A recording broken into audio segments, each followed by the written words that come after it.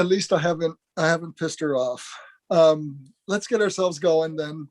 I'd like to welcome everybody. This is the City of Ellensburg City Council meeting for the evening of Tuesday, February 16th. We had a suggestion to start with the Pledge of Allegiance, and we were going to try and get a flag up to do so. We're working on that. It didn't happen as quickly as we had hoped. So we're not going to be able to do that this evening. We'll get that up and running at our next meeting. So I think what we'll do is just move to a roll call, if we would. Engel. Here. Goodlow. Here. Lamb. Here. Lilquist. Here. Miller. Here. Morgan. Here. Tab. I'm here. Thank you. I have no proclamations in this agenda packet, nor did I see any awards or recognitions. That would move us then to approval of the agenda. I move approval of the agenda. Second. So we have a multiple move to approve the agenda as well as multiple seconds, Beth, if you got any of that. And we have a motion second to approve the agenda as presented. All those in favor? Aye. Aye. I too vote aye. That motion carries, brings us to the consent I agenda. move approval of the consent agenda as presented. Second. Very quickly done, Mary. Thank you. We have a motion and second to approve the consent agenda. All those in favor? Aye. Aye. I too vote aye. That motion carries. That brings us to 6A in our packet. There's not a number on this one, but this is COVID-19 update from Dr. Larson. Good evening, Mayor and council members. Thanks for having me. So the most interesting part of COVID-19 was what happened last week. As you know, on Friday, we were told that the South Central region was the only region in the state that did not move from phase 1 to phase 2. That was a shock to most of us. Through a lot of very hard work on multiple levels, we determined that there was some data input difficulties from one of the hospitals in Walla Walla, and that changed the whole character of how the state was looking at the region. It doesn't mean that there's not things that we can work on with the region, but both all the health officers and the administrators worked really hard to figure out what the data problem was and get that information to the state. And the state worked at those things very thoroughly over the weekend to determine that we did qualify to move into phase 2. It was on a call on Friday afternoon. The governor had already told the rest of the counties that he would think about moving people into phase 2 on Sunday to allow restaurants to have the ability to have in-person dining for those regions that were moved into phase 2.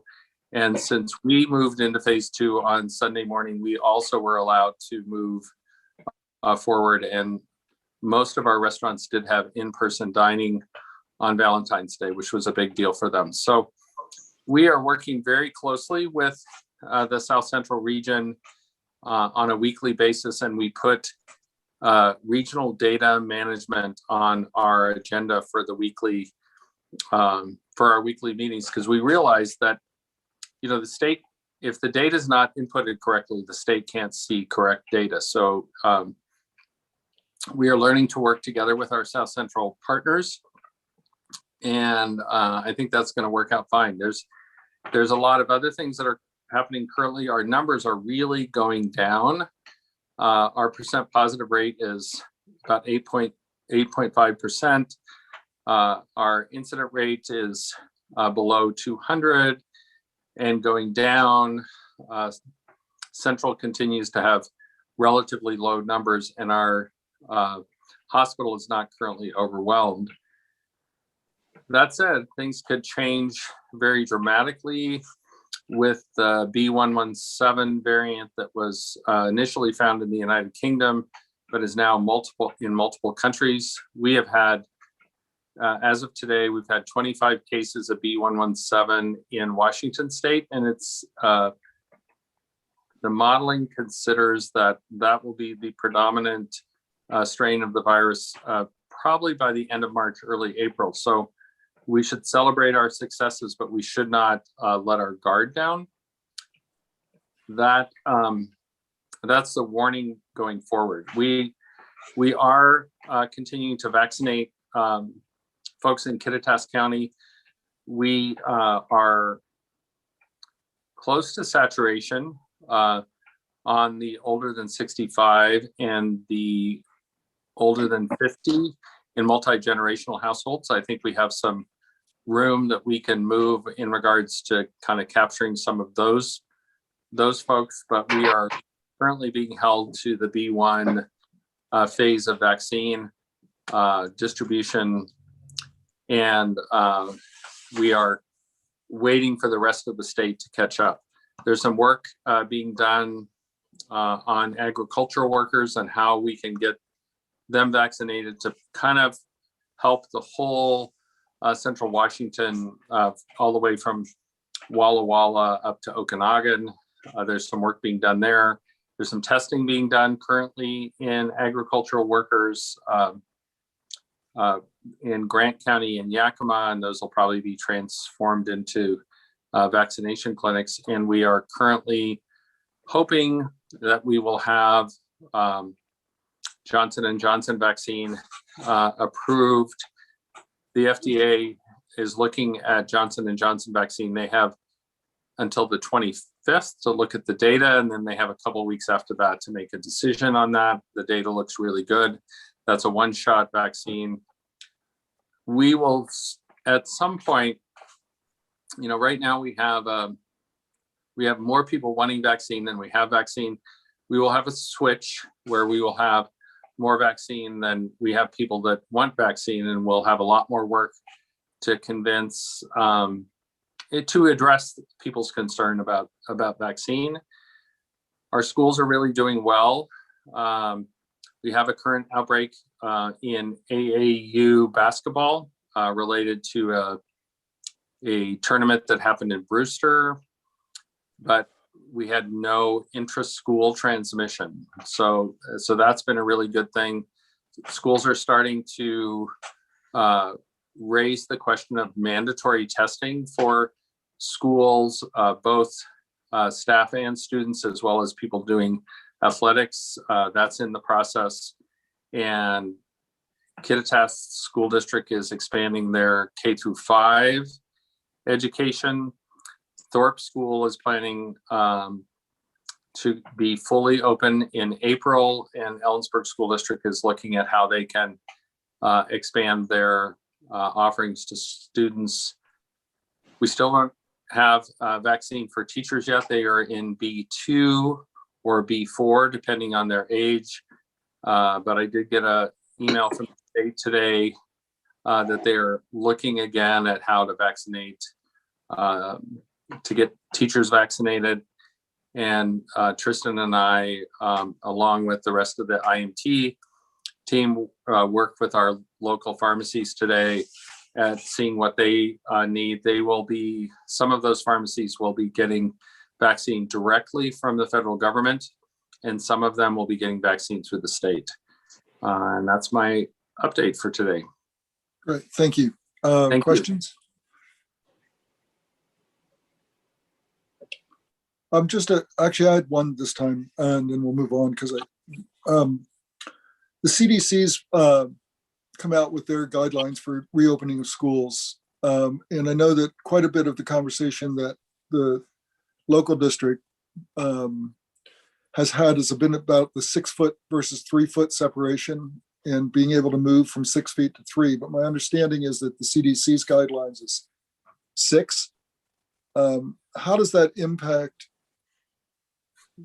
the school's efforts to have a less rigid guideline? It makes it really difficult for Ellensburg School District because of space. So right. Thorpe School District is able to do that because they're using both their gyms for classroom space. So they were able to do that. Ellensburg School District does not have the space to be able to do that. There is some flexibility in the CDC guidelines on 3 to 4 foot. If you can't meet the 6 foot, you might be able to do 3 to 4 foot. We are doing really well with masking and social distancing currently, and with the OSPI and the Washington Department of Health has guidelines that are strict on the 6 foot. So if we were to change that, that would have to be OSPI guidance. And I have a feeling because of the concern about the B117 variant, that's not going to change until we know the direction that's going to happen. Okay, great. Thank you. You're welcome.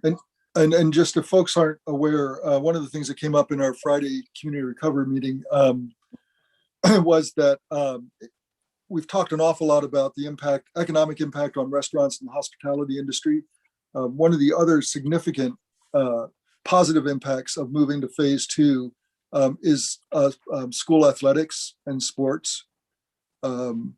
It really supports the students to be participating in events that were already beginning to be scheduled and for which they're practicing. And so that, I think,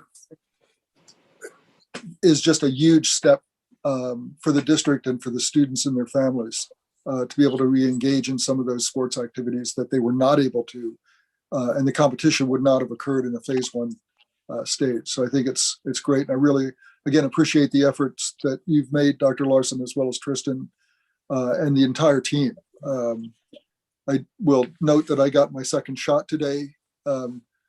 So if I start sweating and fall over in the middle of the meeting, it's not personal to anybody's comments. It's just my reaction. But again, people are welcoming when you come in.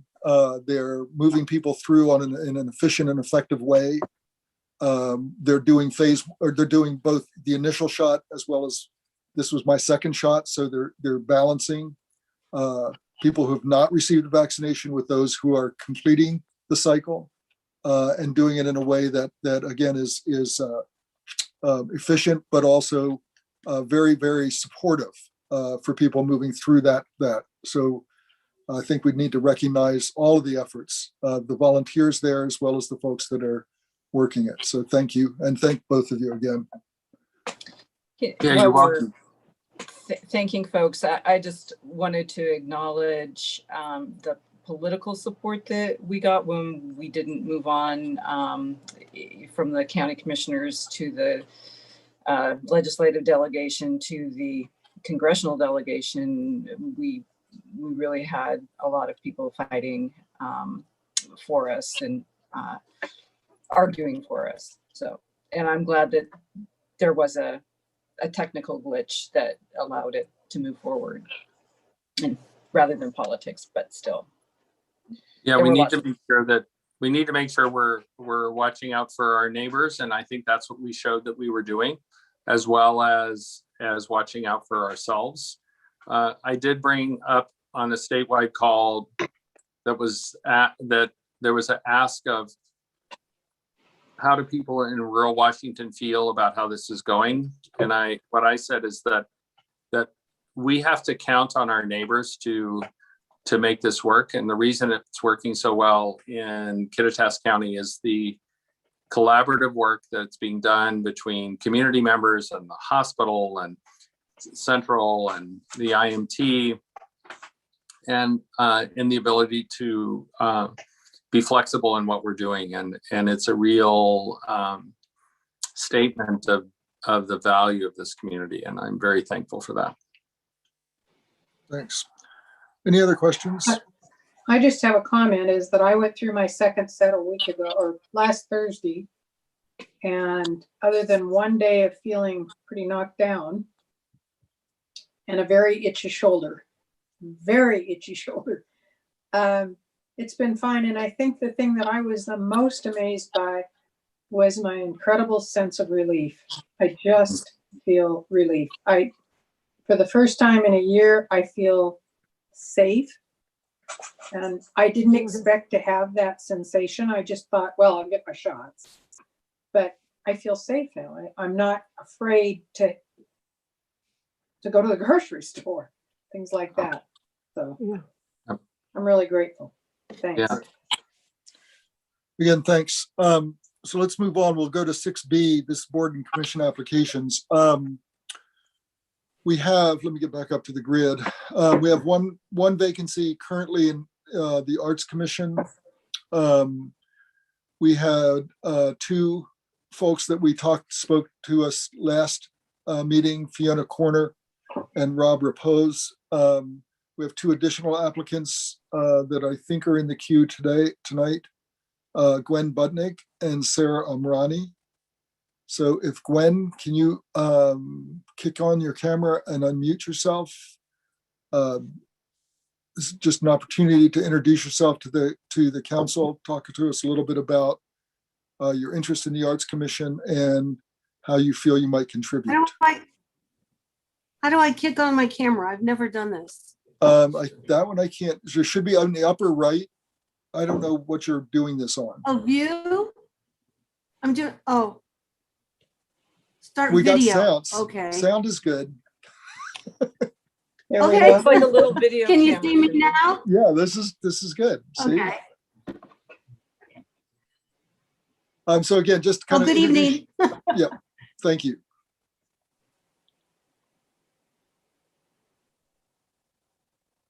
Go. Lost our Did you hear sound. me? Yeah, You got me back? Yes. you yeah, hear me? we're good. Yes. Okay, good. Okay, good. So if you would just kind of introduce yourself, tell us a little bit about your interest in the Arts Commission, a bit of your background, perhaps. Oh, okay. Sure. Well, my name's Gwen Budnick. I am an artist. My specialty is mosaics. I repurpose items like tables with bad tops, and I use ceramic tile or porcelain tile or glass tile, and I do mosaics on the top of those. And I do other things like terracotta pots and trays and things like that. The Climber Museum had an all call for artists recently, and I submitted pictures of a lot of my work, and they have invited me to display my stuff in their art gallery starting this spring. So I've been working with mosaics for about 20 years. I'm originally from Arizona, which is where I got the interest in all of it.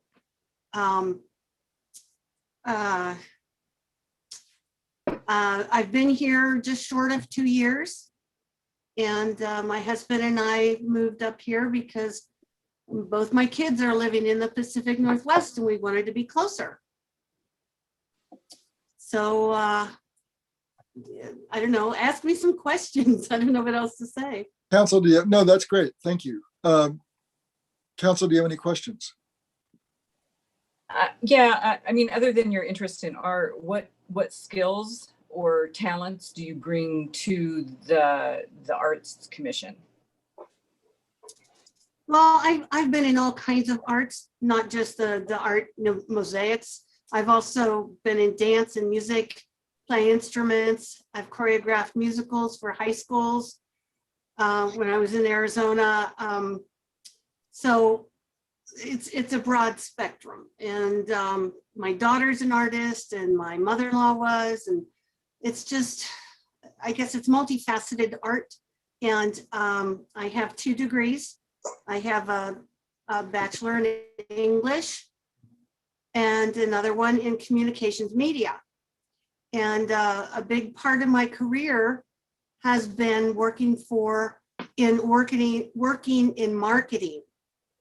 For 20 some years, I worked for engineering companies, national engineering companies, doing their marketing, newsletters, ads, whatever they needed But I really would like to make sure that people of Ellensburg get a good,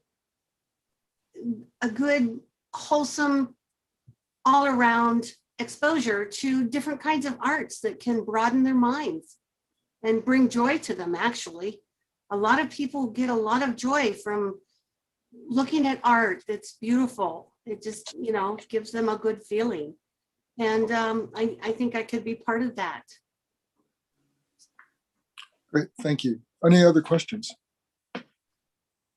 We have another applicant for the Arts Commission. It's Sarah Omrani. Sarah, can you get yourself live here?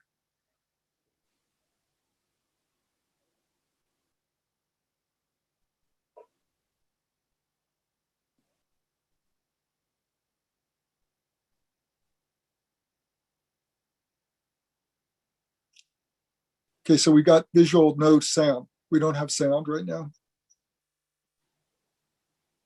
Nope. Nope.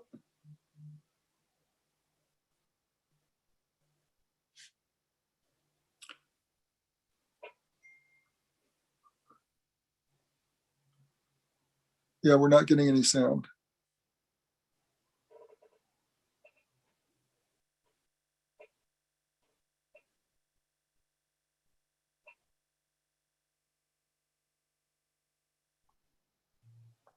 Hey, Sarah, this has been, it looks like it's on your side. You might need to go to your sound options. Yeah, does it work now? I had to select, Yeah. I had to manually select, it wasn't on anything.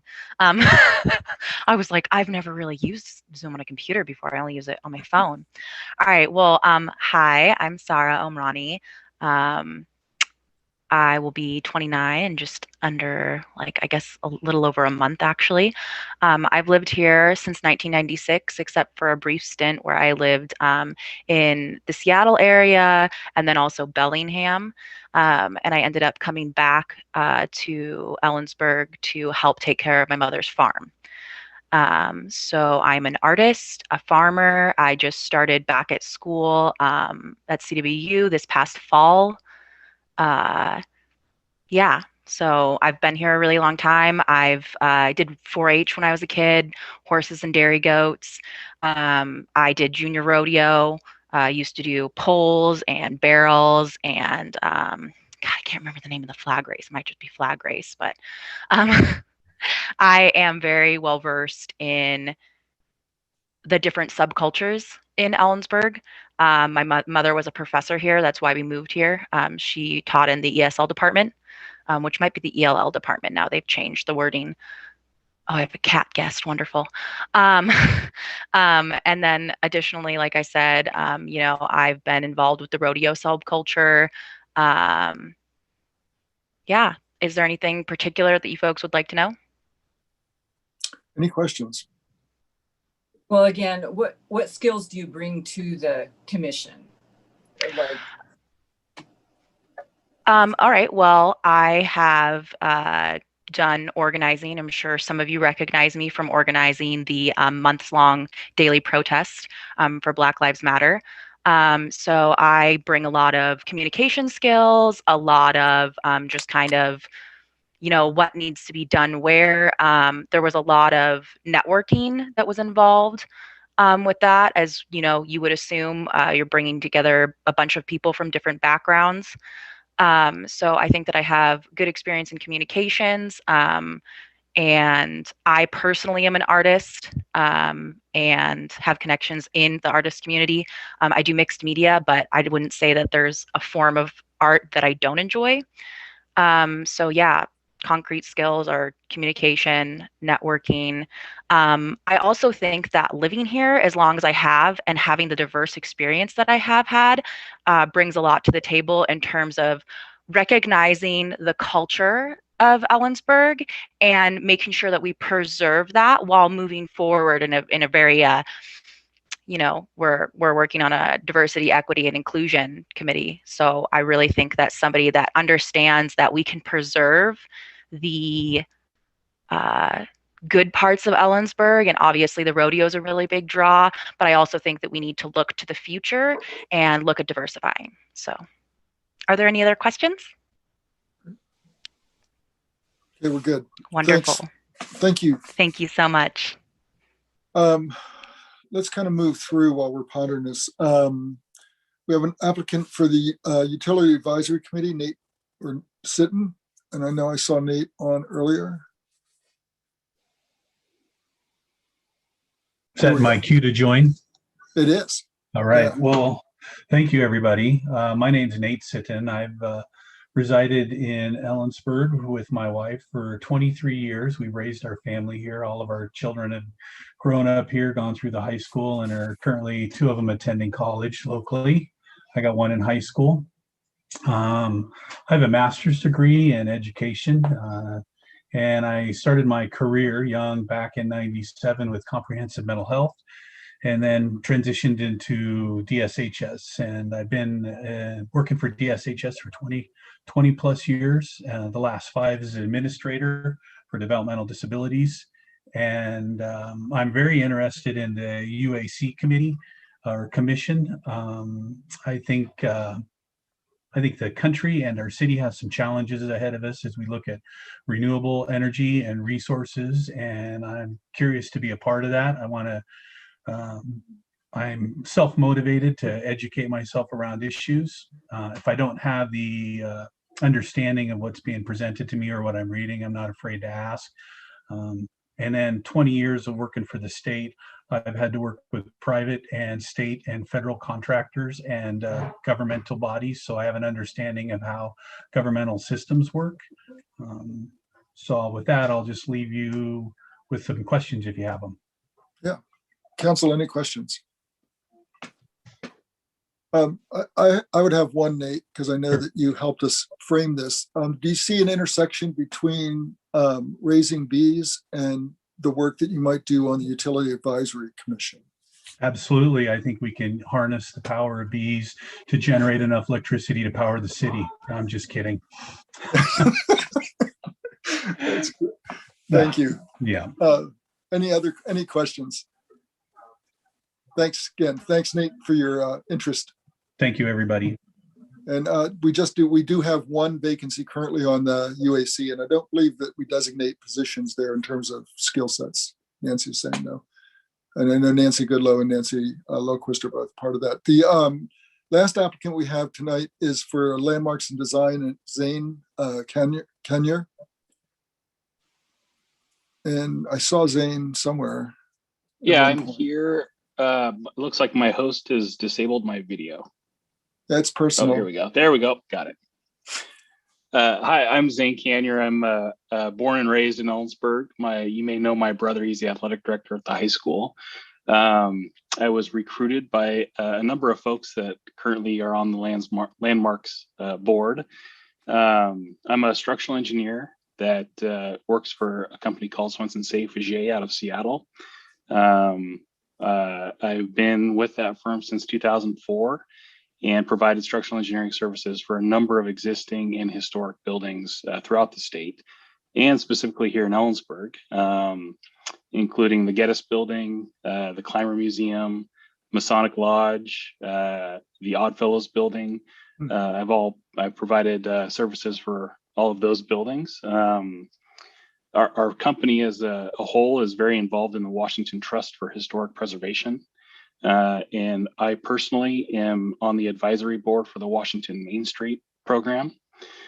I'm excited to be back home. My wife and I moved back here 2 years ago and have been working remotely since. And finding opportunities to be more involved in the local community is something we both wanted to prioritize since we've been back. And this seemed like a perfect opportunity for me with my experience with building codes and historic buildings. That'd be a good opportunity to serve and give back to the community.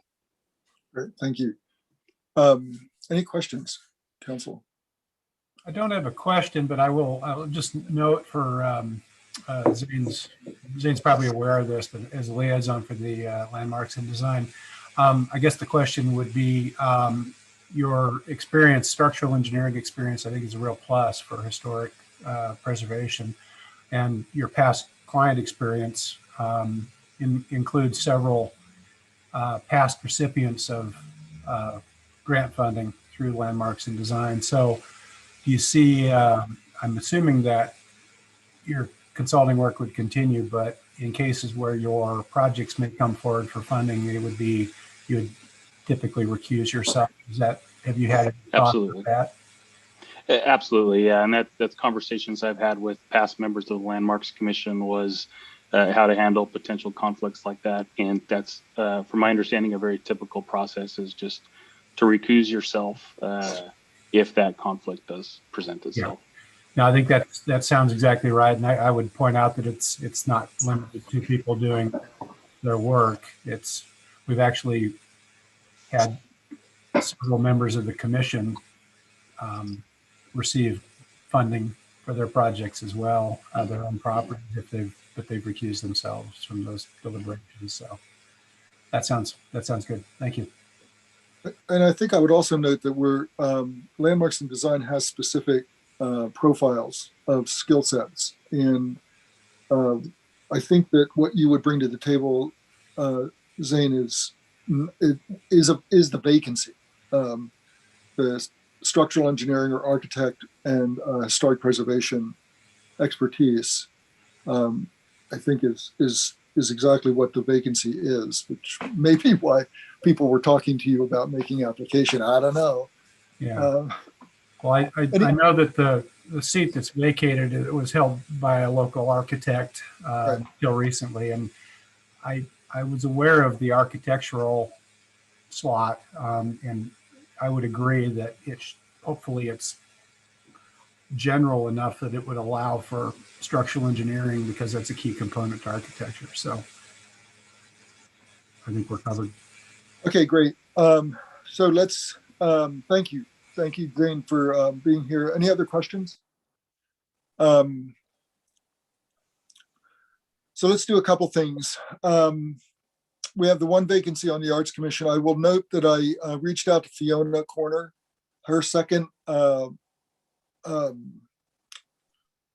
she had indicated an interest in serving on the Parks and Rec as her second choice, and she would be more than pleased to be appointed to that. We had a vacancy that we confirmed this evening in our consent agenda. I believe that Parks and Rec is a mayor's recommendation with council approval. Is that Can I accurate? Yeah. I was just gonna say that because the resignation letter just hit the agenda today, would it make sense to let that seat be vacant for a couple weeks and give people an opportunity to apply, because the next Parks and Rec meeting isn't coming up for a while? Council's discretion. I mean, I've felt I think that's a good idea. response. Yeah, I mean, that's fine if we want to leave it open. Question I had is the one vacancy that shows in our packet, is it now 2 vacancies with the resignation, or is that current, the one listing? I think that would be current. Okay. Yeah, so I mean, we can certainly leave it open for a couple of weeks and see if people apply or go back over. I would say that I felt like Fiona's response when we were talking to her about the Arts Commission was just as applicable to the Parks and Rec, and she expressed that interest in serving, and did similarly when I reached out to her to see if she would be willing to step in. But I'm certainly willing to leave it open. The other one, I think then we would have 3 applicants for 1 vacancy. What I would encourage the applicants to do, I'm not going to appoint this evening. I feel as if we have 3 very qualified people for that 1 vacancy, each with a different perspective and each with a different set of skills.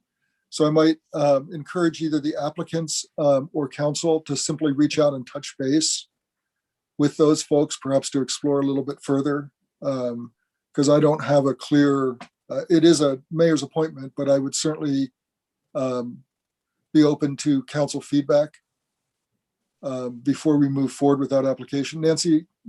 Part of the reason I was asking about skills is it's like for that commission, what skills are needed, and I'm not clear on that without asking some of the current members how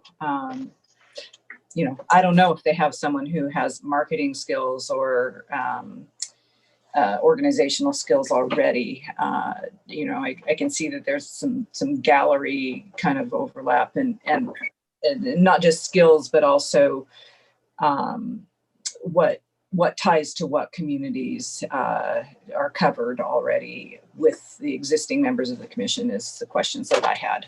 Since we have 3 applicants and an opportunity to be selective, I would like to try and get the best fit. Well, that's my thought in not moving Yeah. forward with an appointment this evening. Any other comments, or does that make sense to folks? So for Nate and Zane, because we have the 1 vacancy on utility advisory and Zane, then clearly we could probably move forward with landmarks and design, recognizing that those skill sets are deficient. And I haven't looked at the calendar. Again, Lori, is that a mayor appointment with council confirmation? That's a position that's appointed by the council at large. Okay, so council, I would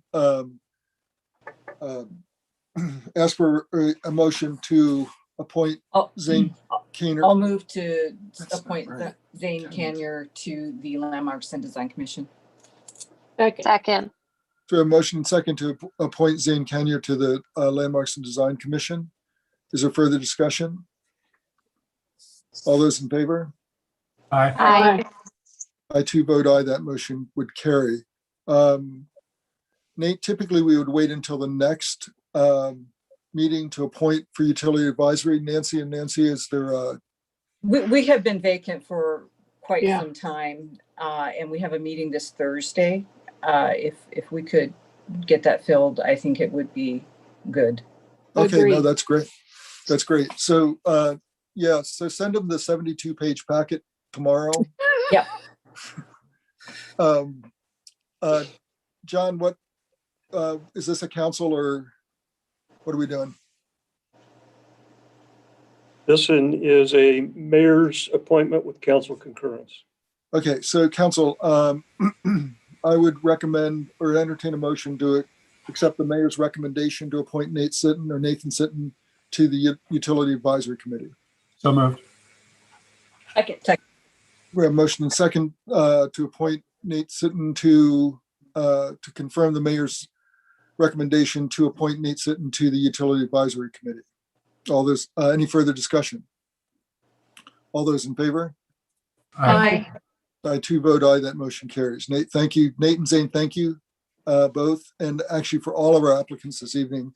To Nancy's point, we don't typically have as challenging a decision in matching skills to vacancies as you presented us. And that only happens because people are willing to step up and serve. So again, it's appreciated. And if you're not appointed at this, we'll appoint at the next meeting. But if you're not appointed, I would just encourage you to keep your eyes open. Your application will stay active. Mr. So Mayor, with that, yeah. it looks to me like Gwen has her hand up. Am I just seeing that on my computer? I don't know. Yeah, it's up. Did you want to make a comment, Gwen? Yes, question? I did. Can you hear me? Yes. Okay. No, I just wanted to say in response to Nancy Lilquist's concern as far as marketing background, I did say that I have over 20 years experience in marketing plus public relations. So I wanted to make sure she caught that because she wasn't quite sure if any of us had that experience. Yeah, no, I appreciate that. And I believe it's on your application also. I think the comment was not so Okay. much whether you had the specific knowledge or but also to understand where the knowledge gaps and skill sets might that are not existent right now at the Arts Commission. So that's part of the legwork that I think Nancy was indicating she'd like to do. So thank you. Okay, well, thank you. Mhm. Okay, so let's move on then to 6C. This is an update from Centrifuge. Centrifuge was formerly the Ellensburg Business Development Authority. and it's the city's public development authority. Hi, everyone. Are you able to hear me okay? Yeah, we're good. All right. So I'm James Jankowski. I'm joined by Linda Shackler and Jared Vallejo to give you the update on, as the mayor mentioned, on Centrifuge, formerly known as the Ellensburg Business Development Authority. All right. Going to the next slide, Margaret. So I'm going to start with giving just a brief overview of the strategy that we've adopted. We went through a strategic planning exercise recently to really focus our efforts. Linda will then talk about one of the projects that we worked on recently around the broadband feasibility study, and Jared another project we had around marketing campaign that was put together. So our overall mission, this shouldn't be too new. I know we had this before, but essentially Centrifuge is we're looking to recruit businesses, right, and bring them to Ellensburg and help them grow, help them prosper, and get them going. The strategic goal for that is, how do we know if we've done that or not? And really, our focus is going to be about bringing family wage jobs to Ellensburg, growing the family median income. And in order to achieve that goal, we outlined 6 different strategic objectives that we're going to be focused on. And we'll go through each of these briefly, but we'll go through a little bit more detail. So the first is around leveraging and maximizing our capital resources. So looking at what capital resources we have and are we getting really the most bang for the buck. Obviously, all driven towards those being that strategic mission. The second is around telling Ellensburg's story. And this is really making sure that there's word out there and those businesses who were looking to come or looking to bring to Ellensburg, that they understand what Ellensburg is and what it isn't. I know I'm still relatively new here, but my understanding is that there's some misconceptions about folks outside of Ellensburg about what we have here and what we don't have here. So we want to be sure people understand this is a good place to do business. The third pillar there around recruiting business to Ellensburg, this is going to be one of the main focuses, obviously, is trying to get those businesses that can bring those types of wages to Ellensburg, to bring them here. We do want to look at local businesses, and we try to frame this as, sparking innovation and growth. There are a number of other community organizations that do a lot supporting local businesses. We do not want to be redundant or duplicative of their efforts. We want to augment them and support them. But really, it's what can we do to sort of fit in to help those local businesses grow when they have the opportunities to grow. We also want to look at our board and make sure that we're future focused and that we have a financially stable organization that can move forward in the coming years. And then lastly, around public policy, making sure that is a key part of our efforts this next year. Making sure that obviously everything around economic development, that we understand it, we're a part of it, and we're taking advantage of the opportunities that are out there. Next slide, please. So the first objective around capital resources, there are 3, again, main sort of areas underneath there, these tactical objectives. So one is assessing the prospect building. That's where the incubator currently is, assess the airport building, and the new opportunities. We'll be presenting to council at a later date some more details around this particular objective.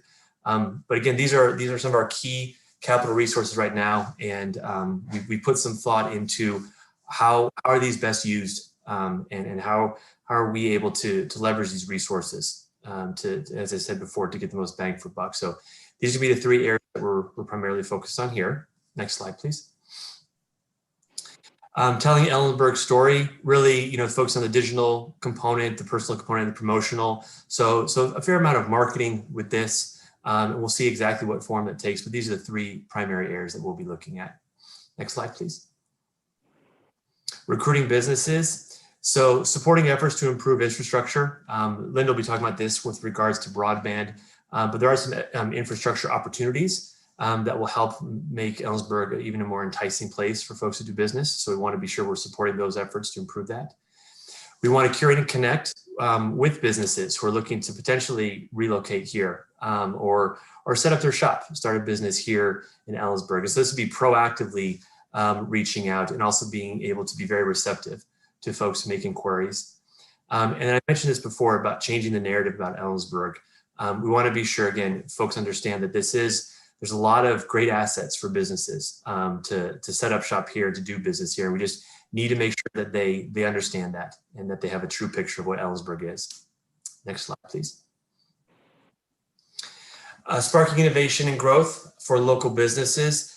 So 4 key areas here, one of which is, this was a need identified previously around government services. And if we can sort of help local businesses navigate, we understand that they typically don't know the process until they need to know the process. And at that point, they're sort of a learning curve. So if we can create some resources that can help them again navigate that, that's what we like to do.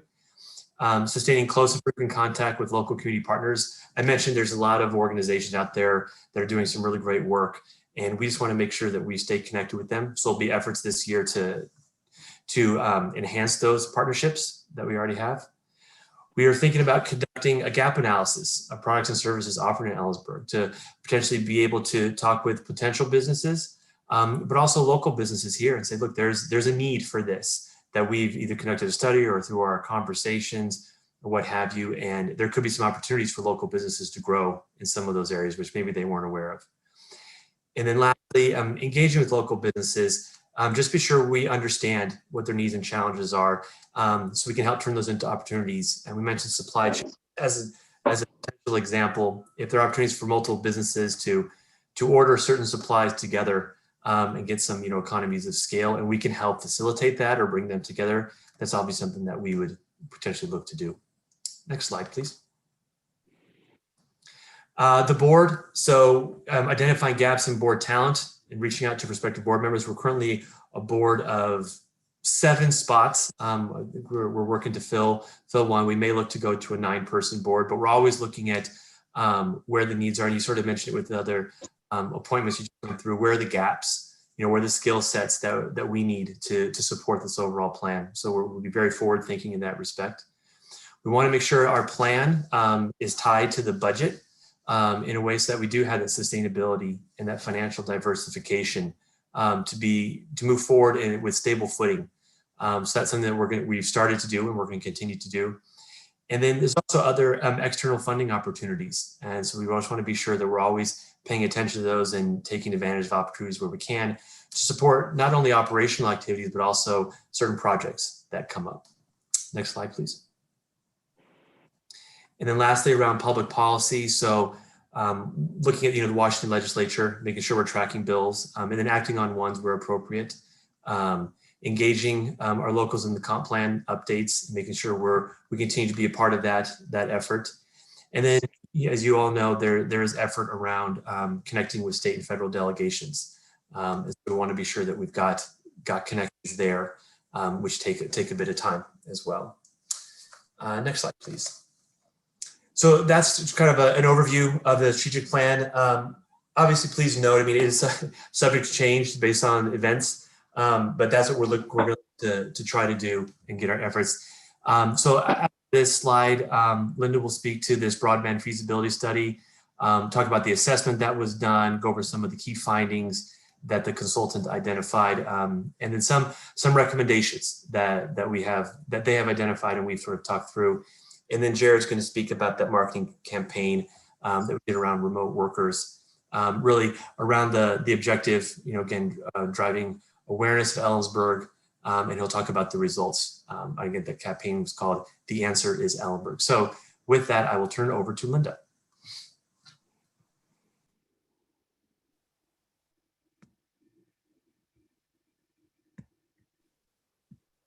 Oh, Ben. Here we go. We can hear you. I know. All right, Ben's in control of my video, but I'll maybe I'll keep talking anyway. You can't shut me up just because you turn my video off. Alrighty, well, I'm delighted to be here. Thank you so much for making time to hear from us today. We usually report to you twice a year. And I think the last time you heard from us was right before we were going to launch into some of these things. And then, as we like to say, and then pandemic. So thanks also to the city for your generosity in supporting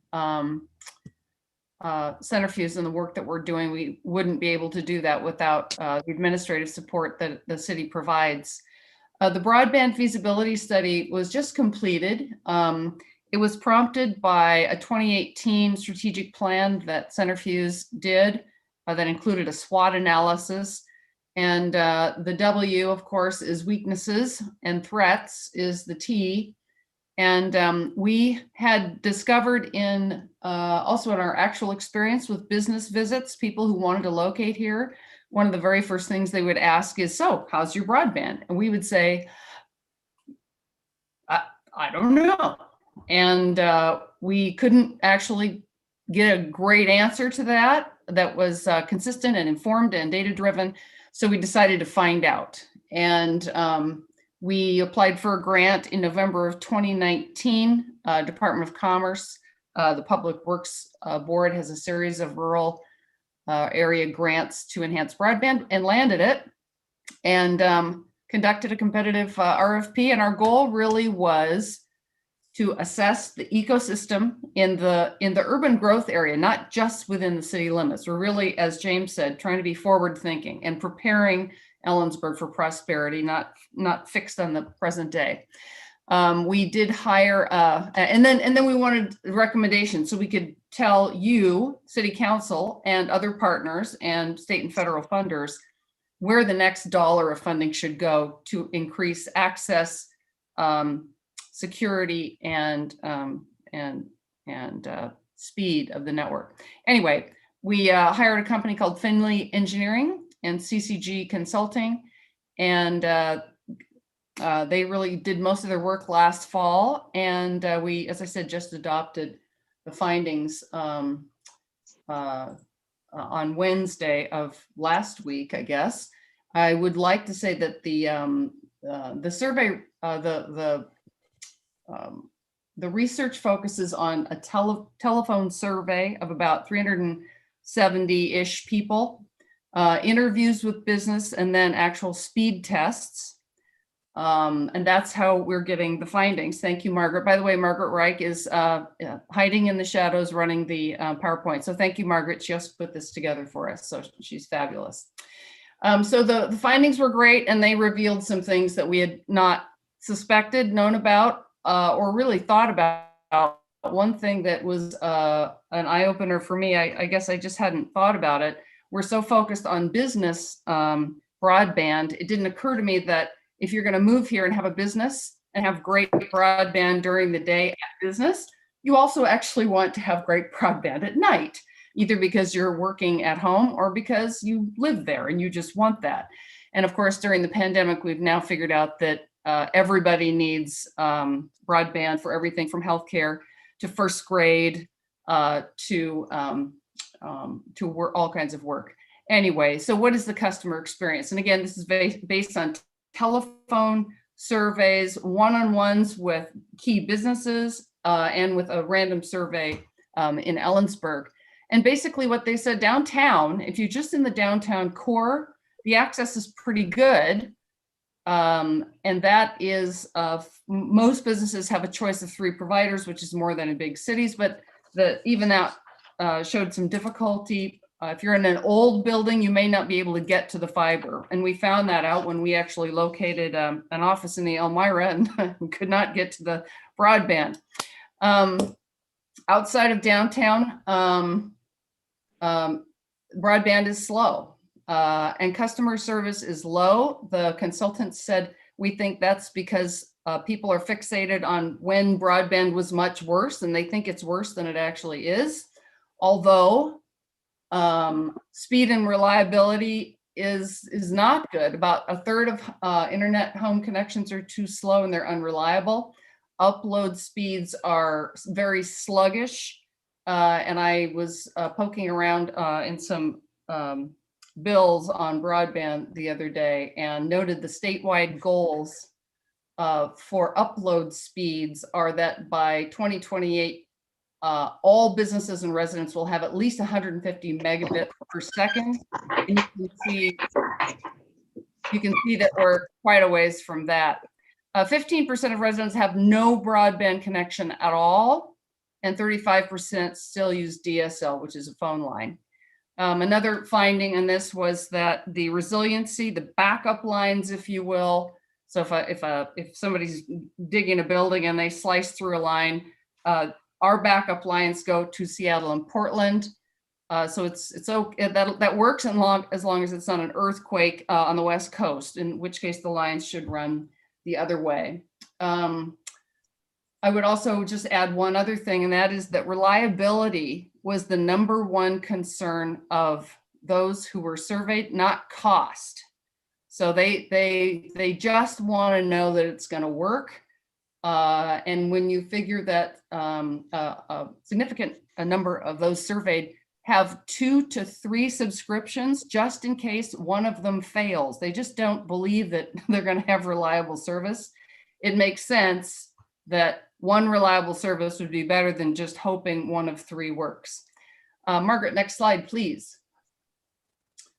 So we asked the consultants for some solutions, and they came up with a longer list than this, but these are some that they suggested. Of course, one of the biggest reasons for doing this work was to inform grant applications. We are a member-driven board. We do a lot of our own writing and submittals, and of course, Margaret's a terrific writer, and we are hoping to leverage the data in this report to secure grant funding.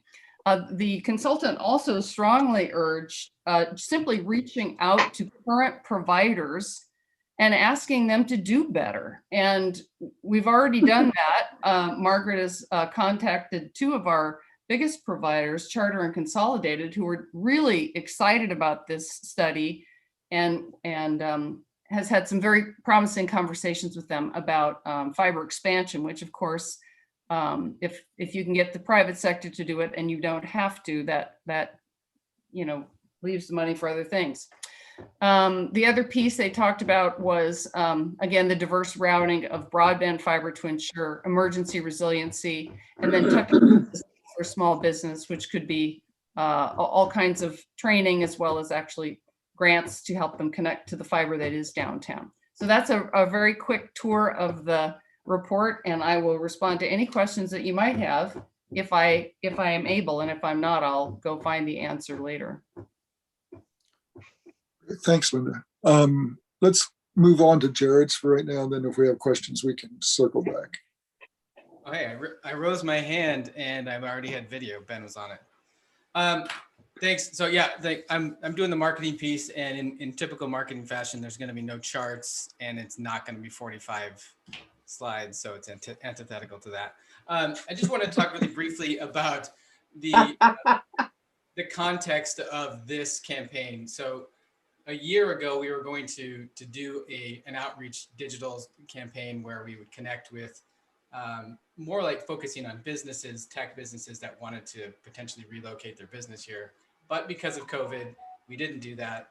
And then we pivoted slightly. I had a conversation with Bruce at a different time about the remote workforce and how that's gaining. And then we decided to just do a mini test campaign that started in late December and ran through the end of January to see if we can reach remote workers in Seattle that are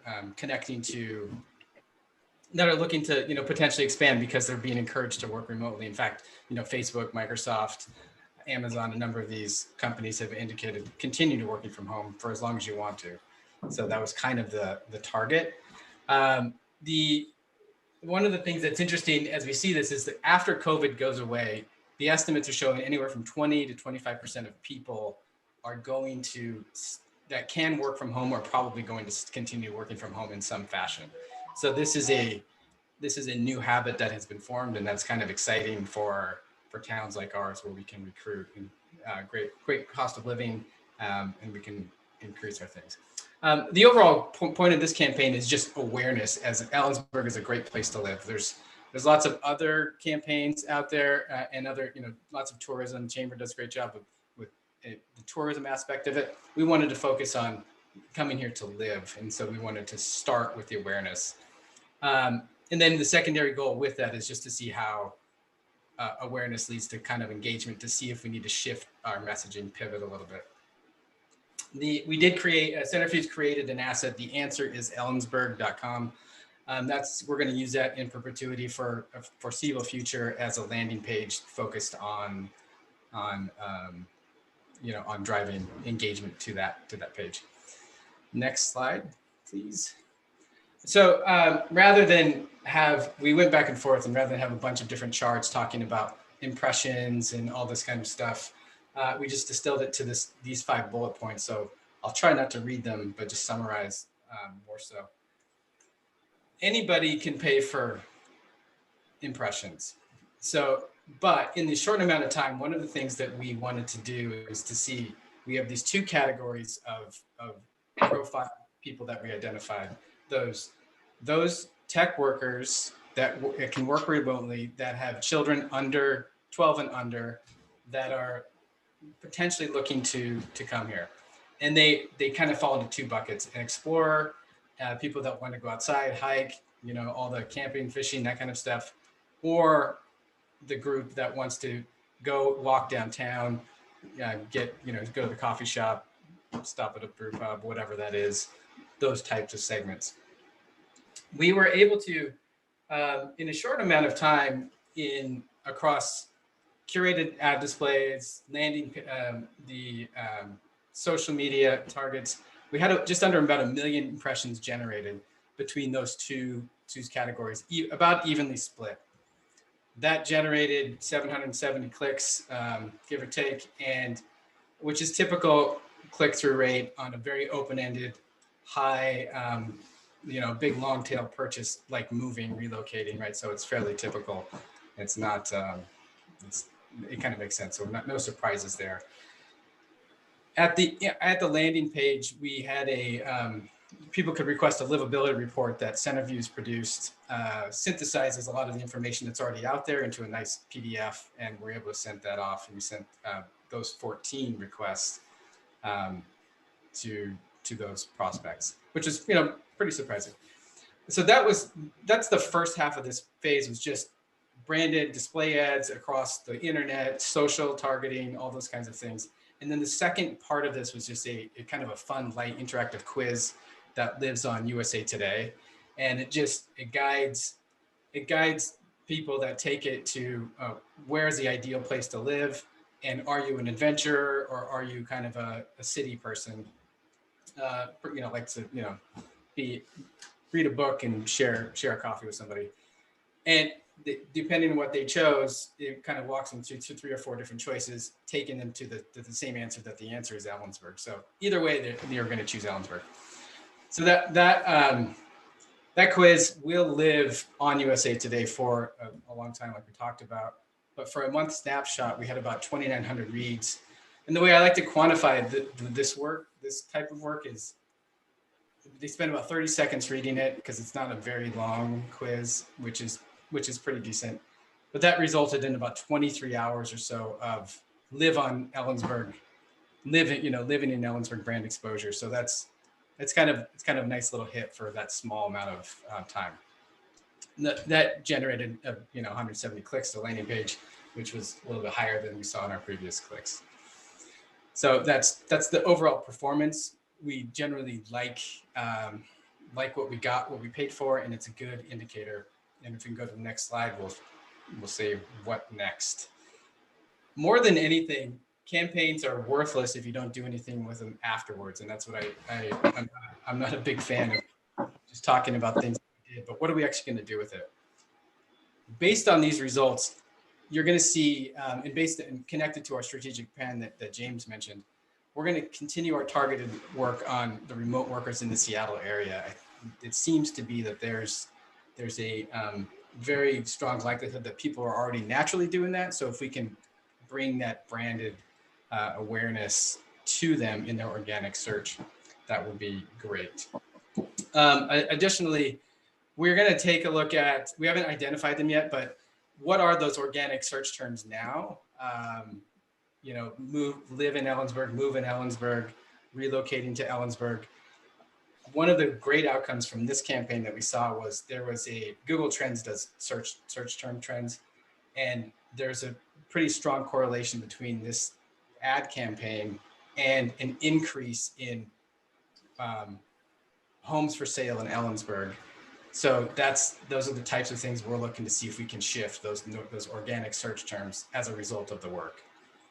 And just as a reminder, this is just a small tactical part of the overall lagging metric, which is to increase the Ellensburg median wage by 15% in the next 5 years. So that's it. No charts, 3 slides, and that's all I got. That was good. So Oh, wait, we got a chart. That was awesome. sorry. Yeah. This is James. I'm gonna wrap this up. We just wanted to share this. It's a draft work plan, and not to have to go through it in great detail. You can see all the different areas of the strategic plan that I went through on there. I'm a project manager by trade, and I can tell you just with assurance, the one thing I do know is that this plan will not be the same plan that we end up with. I don't know what it will be, but it won't be this. But to give you a sense of how we timeline this out, and to sort of emphasize the fact that when we're looking at what we want to do this year, we also want to be very realistic.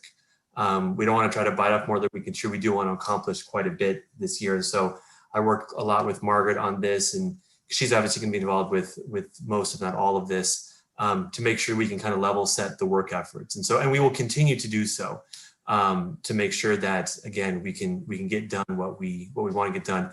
I will want to highlight that very bottom line, though. That's not a strategic plan pillar. That's just operations. So that's just the work that Margaret needs to do, regardless of any projects or any of those other strategic initiatives. And that is ongoing. And we're going to look forward to talking with council more about that later. There's a number of things that she has to do. One of them obviously has to do with property management.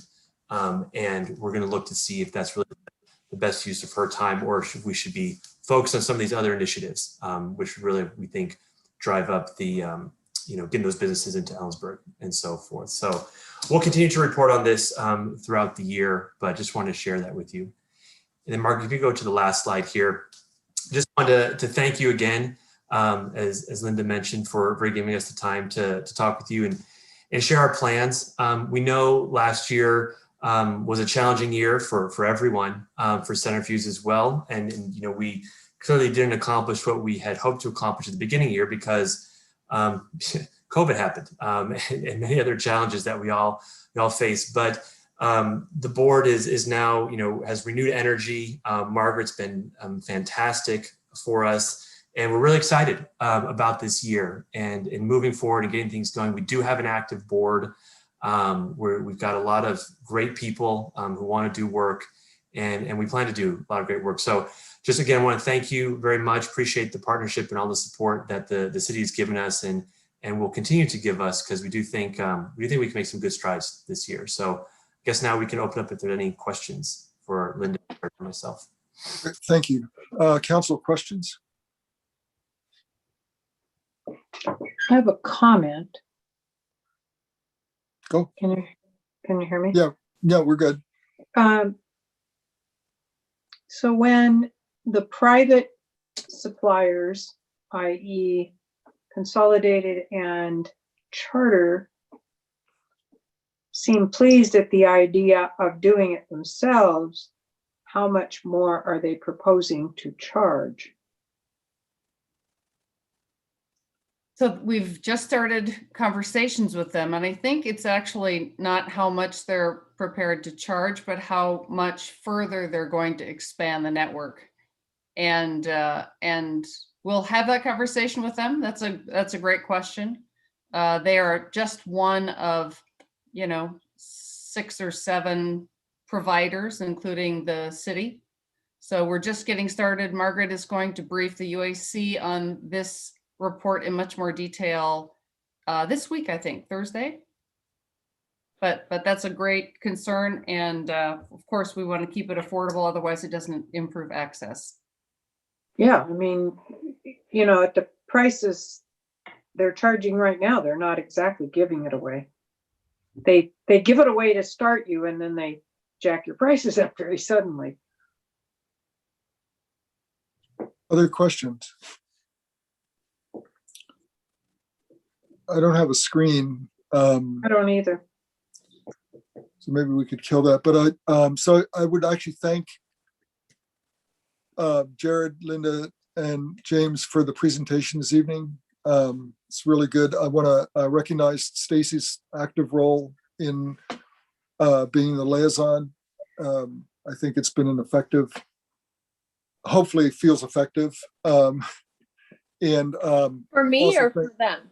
Yeah, well, just we were glossing over. But I also want to recognize the work that Margaret's done underneath this to continue to move this effort forward. I think all of us are excited to see what your next steps are going to be. And I know from conversations I've had with board members over the last few months, one of the things we can and should expect will be more concrete metrics.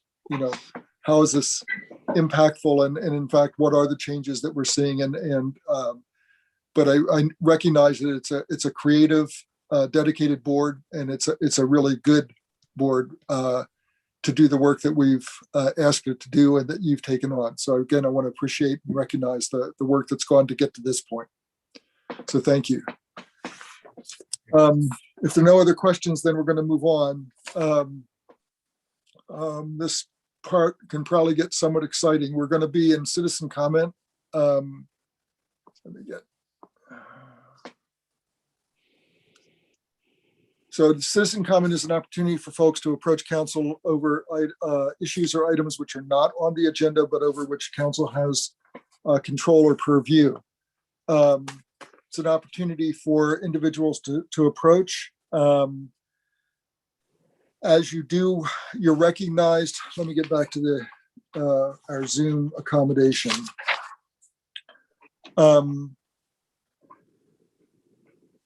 So what we'll do is raise your virtual hand in your computer screen, or if you're on a phone, press *9. That will raise your hand so that the moderator can see that you wish to speak. Ask that you wait until you're called upon. Please give your name, address, whether you're representing yourself or others. Your comments will be limited to 3 minutes. In addition, comments shall not and will not be of a personal, impertinent, or derogatory nature. Also, please note that while you're encouraged to approach council with issues, there will be no action taken on those issues this evening because they're not on the agenda. With that, I've got Josh Naples is the first person in line. Hello. Hey. Hey, how are you? Doing well. So yeah, thanks for taking my comment. I do appreciate the time. You know, I'm just here to comment about some brothers that work for the same Can we local get the union. address before you Oh, get going? absolutely, yeah. So it is 21108 75th Street East. I live in Lake Tapps, Washington, and I work for Local 77. I'm a line crew chief there. And at the beginning of your meeting, it was really nice to see that you guys were talking about historic preservation jobs, utility commission jobs, and the arts commission jobs. These are jobs that really afford people an income and opportunity to make a living. Just as you spoke about later on, as I listened, creating a situation where we have higher paying jobs, unions, and especially local union 77 that I'm involved with, has really changed a lot of folks' lives. Myself, I have a college degree, 2 of them, in fact, but I also went through the trades, and I chose the trades for a reason. You get to see something being done. The opportunities my kids have, you know, I'll tell you what, without this union job, I really don't know that those kids would have the opportunities that they have. And I'm getting a little choked up about that because I'm just thinking about what it must feel like going through this pandemic, the past year that we've went through, and then also staring down this barrel of the possibility of your job or your livelihood that you've worked hard for and your kids depend on possibly being taken away. And so I don't live in Ellensburg. Like I said, live elsewhere, but I do enjoy the benefits of Local 77, and it has afforded me money to spend in my community here and is a really big impact when you do have those good paying jobs. But I really appreciate the time, and I hope you'll take my testimony and maybe some other folks' testimony to heart today that may also speak about this. And thanks again. I really appreciate the time. Great. Thank you. Next up, I don't have a name. It's Stand with Ellensburg.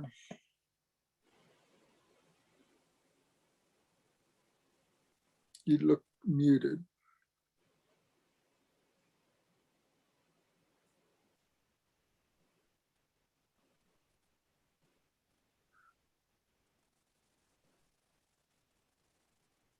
Again, I don't have a way of identifying who you are. I have a hand raised with a hashtag Stand with the Ellensburg 6.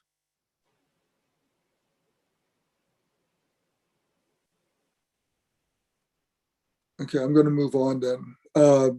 Next up in the queue is Paula McMinn.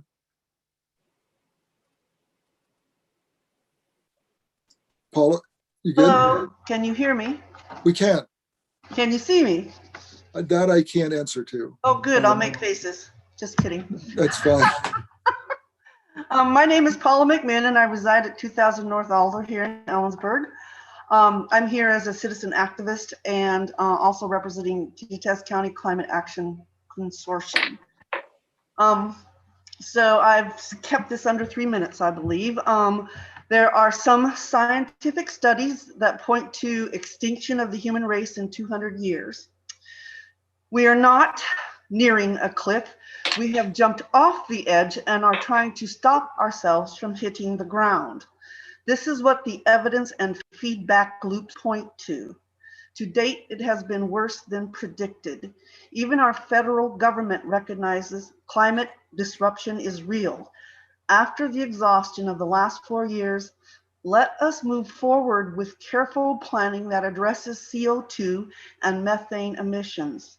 Let us also recognize the opportunity for new city management and seek a manager who understands that planning for energy independence and climate crisis mitigation locally is paramount to our future stability.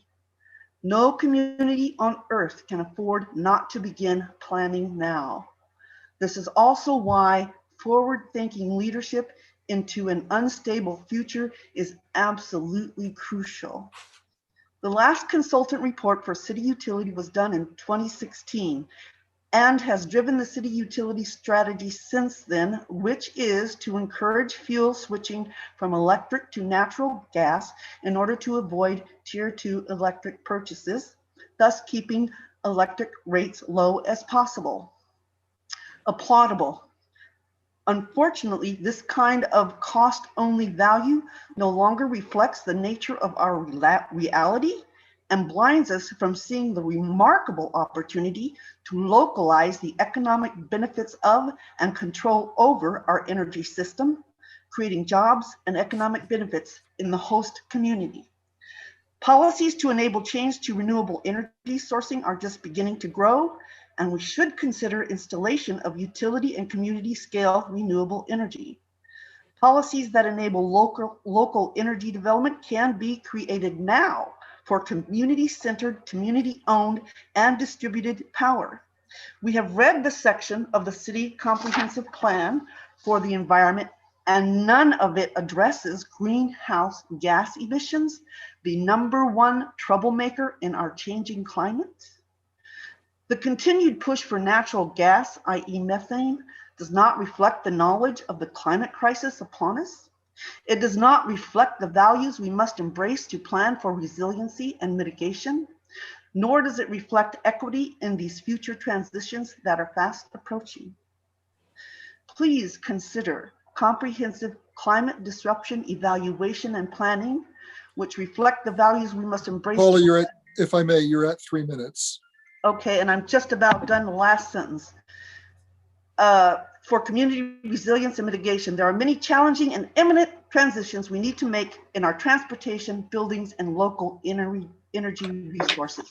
I thank you for your time. I hope you consider this seriously.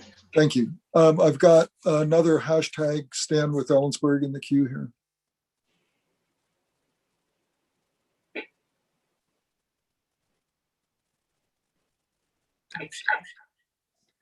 Okay, I've got some sound.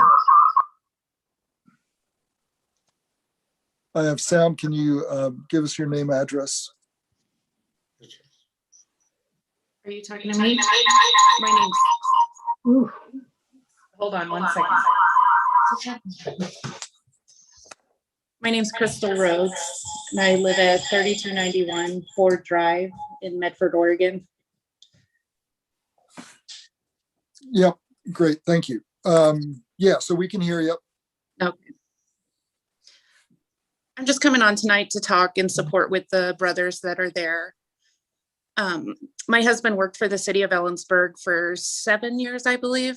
We left Ellensburg about 1.5 years ago, which was incredibly hard on our family. We have 2 kids that were involved in school. Go tell him to take that off. Sports, everything that was there that they had to offer. I had a job that I worked at for 4.5 years while we were there. But the way that the city handles things with these men and the little to no respect that kind of comes from City Hall down, these men are fighting for fair wages, fair benefits, everything that's given at other companies, utility companies, union companies. They have a right to deserve it. Sorry, I'm not good at speaking in front of people. You're doing fine. White men sacrifice so much. They're continuously, it's not a Monday through Friday, 9 to 5 job. After they leave work, they've still got their phones on them waiting for that phone call. I can think of numerous birthdays, Christmases, any kind of holiday you can imagine. We've had to have it postponed, or we couldn't go to dinner with people or family because of his job. And linemen are willing to do that. They're willing to take that call to go out in the middle of the night, the freezing rain. And then when you're working for a company that doesn't offer you fair benefits and wages that are given anywhere, there's nothing there to keep you there. The money all gets put back into the community, and it's a brotherhood. It really, truly is. You want to work in a company too that has consistency with people. There is a incredibly high turnover rate there at the city. Just in the 1.5 years that my husband's been gone, all but 2 guys there right now are new. And within the years that my husband was there till now, I believe there's 9 guys that have come and gone. My husband started out with the city doing an apprenticeship, and that's how he became a lineman. After he did his apprenticeship, it was about thousands of hours, 3 to 4 years long. It's a very expensive apprenticeship for the city. I know that. And it was for us at the end, when he finally topped out and got his journeyman lineman card, he made the decision that he wanted to leave the city. We ended up paying, I think it was close to $8,000 back to the city to get out of our contract, which for us, that was worth it to just get away and leave the city. The company my husband works for now is amazing. They treat linemen like they're supposed to be treated. They treat them like they're important men. Anything they need, they don't question them. They're not second guessing them. It's just respect that's there. And I think that's really lacking at the city. And there's a lot of questions that need to be asked. Yeah, Crystal, if I may, it's right at 3 minutes. Okay. Thank you.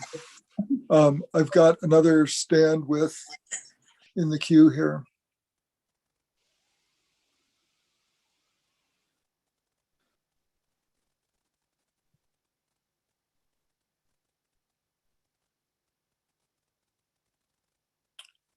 So we're not getting any sound or video.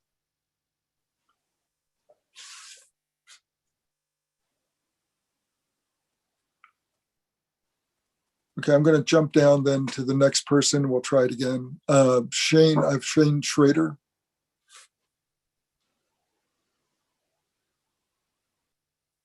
Do I have you? Yep, we're good. My name is Shane Schrader. Address is 5971 number 6 Road, Ellensburg, Washington, 98926. Good evening, Mayor and City Council members. I am speaking to you tonight in support of our 6 City of Ellensburg Light Department employees. As a local 77 journeyman lineman with 17 years of experience in the electric utility industry, I have experienced firsthand what safety is and needs to be in an electric department. I have personally experienced the heartbreak of workplace fatalities in the trade. It is not the blood you want to have on your hands. Looking into the eyes of a lineman's wife and kids when they are at a funeral is one look you never want to experience. Our trade and its safety are not one to be taken lightly. In my view, the number of linemen that are currently employed at the city of Ellensburg is very low. With the current number of employees, it makes it very difficult for them to perform their job duties safely and efficiently. The number of journeyman linemen should be at least double what it currently is. The neighboring utilities have stepped up to the plate and shown that they know what it takes to retain and acquire journeyman linemen at their utility. As housing and cost of living continues to skyrocket in our valley, it is becoming harder to keep current linemen as well as recruit new ones. In my 8 years of living in the valley, I have seen multiple linemen, their families, and their hard-earned wages unnecessarily vacate our community. These positions should be lifetime positions. There should be no reason for them to investigate the idea of the grass being greener somewhere else. Hey, we grow the best, greenest grass hay in Washington State. Need I remind you that these employees keep the meter spinning 24/7 and the lights on to our homes and businesses. These are families that choose to spend their hard-earned wages at local restaurants, in community sports, at local cancer fundraisers, and provide a strong neighbor to lean on in hard times. The Light Department of Ellensburg is one that should be cherished like a diamond and its integrity maintained. These positions are required to hold multiple certifications and licenses. Some have even compared these positions to having the knowledge and touch to that of a brain surgeon. I would challenge you to watch these linemen perform their hot work, repair the storm damage, or troubleshoot, and you will witness the amount of sheer talent it takes to perform the job safely. These are the linemen that the fire department relies on to respond in an emergency situation requiring high voltage line to be properly shut off and made safe. To have these linemen worrying about anything but performing their job task safely is a shame on the city. Having a light department in the city of Ellensburg is a great privilege and responsibility. These positions provide avenues for our children to progress into a rewarding and professional career. It allows our community to be served by our own citizens, just as our fire and police do. It allows our city to support programs that other small cities do not have the opportunity to do. In closing, may I please ask for your full support in improving the conditions for our 6 Ellensburg Light employees and our community. Thank you. Thank you. Figure out how to turn the timer off. Thank you. Let's see, we've got Fred Lang, I think it would be.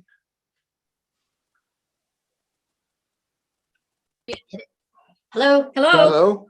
Yep, we got it. Okay. I'm Bob Carson, West Creek's Edge Way. I'm a retired senior executive from a Washington company whose mission is making power systems safer, more reliable, and more economical. We grew from 30 to 3,000 employees in 15 years, and I'm going to briefly share my thoughts on the value of competitive compensation in building your workforce. To inform that, the importance of compensation, I'm going to share 3 key facts. First, a lineman's charge is to keep power operating 24/7, 365. And in so doing, that work ranks as one of the top 10 most dangerous jobs in the world. Second, business is about supply and demand. The retirement of electrical linemen has depleted the supply of linemen and created a serious supply problem for employers. Number 3, employers have become creative. They've adjusted their hiring packages to attract, hire, and retain quality linemen. So what was the value of competitive compensation during my 15-year journey with that company? First of all, it attracts high quality candidates for you to recruit. You attract the best. It allows you to hire and retain them. You keep the best. It offers apprentices a career path to a journeyman. You fill your own local pipeline. It keeps teams fully staffed and rapidly recruiting because everyone wants to work for you. And it keeps the linemen happy and engaged in team and community activities. That said, the city of Ellensburg must commit to a competitive compensation package as part of its hiring practices in order to attract and hire applicants to fill the city's team. Without that commitment, the city will simply be a training ground for journeymen and apprentice linemen alike to get experience and move on to those utilities that do offer a more competitive package. Witness the current high turnover rate at the city. Without that competitive package to fully staff and retain the current crew, the sharing of staff between construction, meter, and service crews will continue with its inefficiencies and random safety issues. These 6 men employed are the foundation for your team and want to remain fully invested in Ellensburg's future. The city of Ellensburg can retain this crew and attract the talent for its open positions by offering a competitive compensation element as part of its hiring package. My limited data points reflect that within a 100-mile radius of Ellensburg, hiring and compensation packages are 10 to 20% higher than Ellenburg offers. In conclusions, all your human resource organizations know the value of retained employees versus the cost of recruiting, hiring, and training. Therefore, I encourage the mayor, council, and hiring team to build the team by offering a competitive package that retains the crew and attracts candidates to staff the department. Great, thank you. Thank you for the honor of your time. Thank you. I've got Amanda Ring up next. Can you hear me? We can. Okay, my address is 307 East 28th Avenue. And I wanted to, first of all, thank you all for. Is that, excuse me, is that in Ellensburg? Here in Ellensburg. Thank you. Okay, I wanted to thank you all for the opportunity to speak about something that's really personal to me. My husband is one of the linemen that are affected by the negotiations with the city at the moment. And the city's failure to deal in good faith with the IBEW will have lasting consequences, not only for my family, but also for the city and for our community. In the last 3.5 years, we've watched 9 highly qualified linemen leave the city. That is 9 separate families who have made the difficult decision to uproot their lives due to the working conditions here. That turnover rate is almost unheard of in the line industry and always signifies serious problems. Currently, the city only has 3 journeyman linemen, but has a budget for 8 full-time employees. Saying that this understaffing is a safety concern is a major understatement. It's already a dangerous profession, and yet the city continues to put these men at great risk. It's literally a matter of life and death. Despite being aware of these dangers, the city is refusing to negotiate fair wages and safe working conditions in good faith.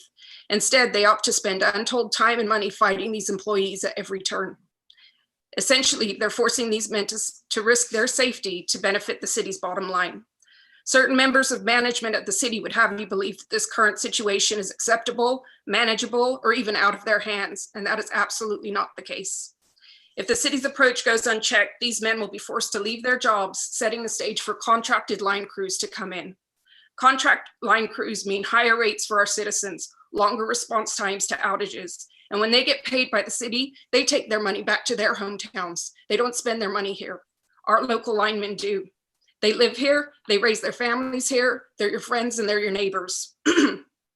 Knowing all of this, I can't help but wonder, why won't the city pay local employees fair wages and improve safety conditions? Why would the city opt to pay more for contracted line workers than to pay a fair wage to local employees? How long before the ratepayers have to pay the difference? Why would the city jeopardize the flow of money going back into our local economy? The city can't say they support local business if they don't support local jobs. Sorry, I'm really nervous. We moved away from our family and our friends to be a part of this amazing community, and we've loved living here. Our 4 children attend Mount Stewart, Morgan Middle School, and Ellensburg High School. They participate in city and school sports, choir, and orchestra. They may have sold you a box of Girl Scout cookies, or maybe you've seen their art gallery one. Ellensburg is the only home my 2 youngest children have ever known. We are asking you to please not force our hand. Don't trade local jobs for contracted crews. Keep good local jobs for future generations. Fair wages and safe working conditions should be the bare minimum that the city offers these men. The city has every opportunity to remedy this situation at any time. I'm asking you to please do what's right for our line workers and what's right for the Ellensburg ratepayers. Thank you very much. Thank you. Jeffrey Kessler.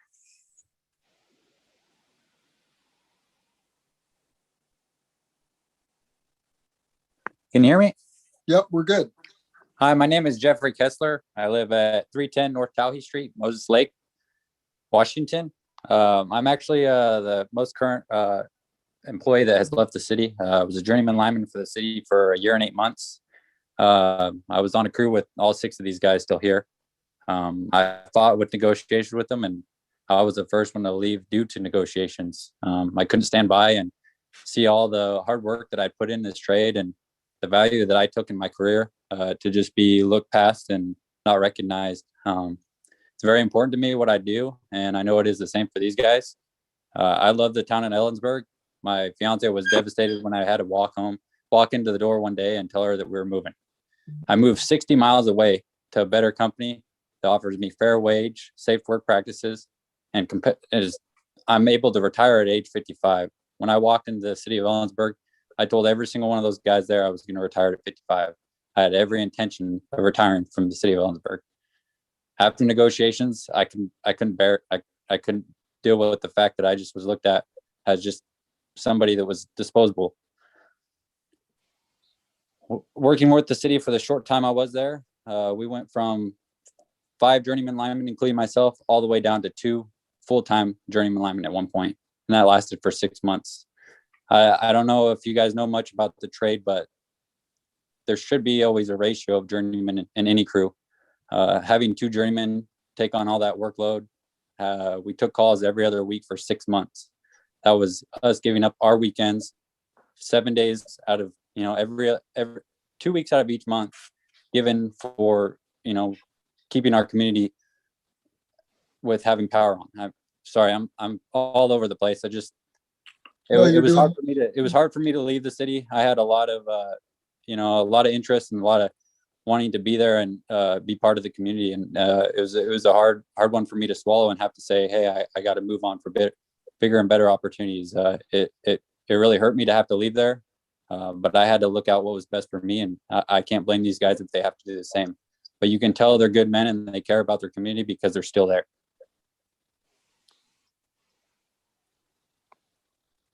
And that's all I got. That's great. Okay, good. Thanks so much.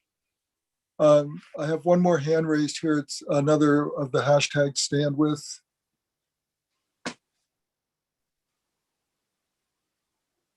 Well, I just lost that. Does anybody else wish to approach council?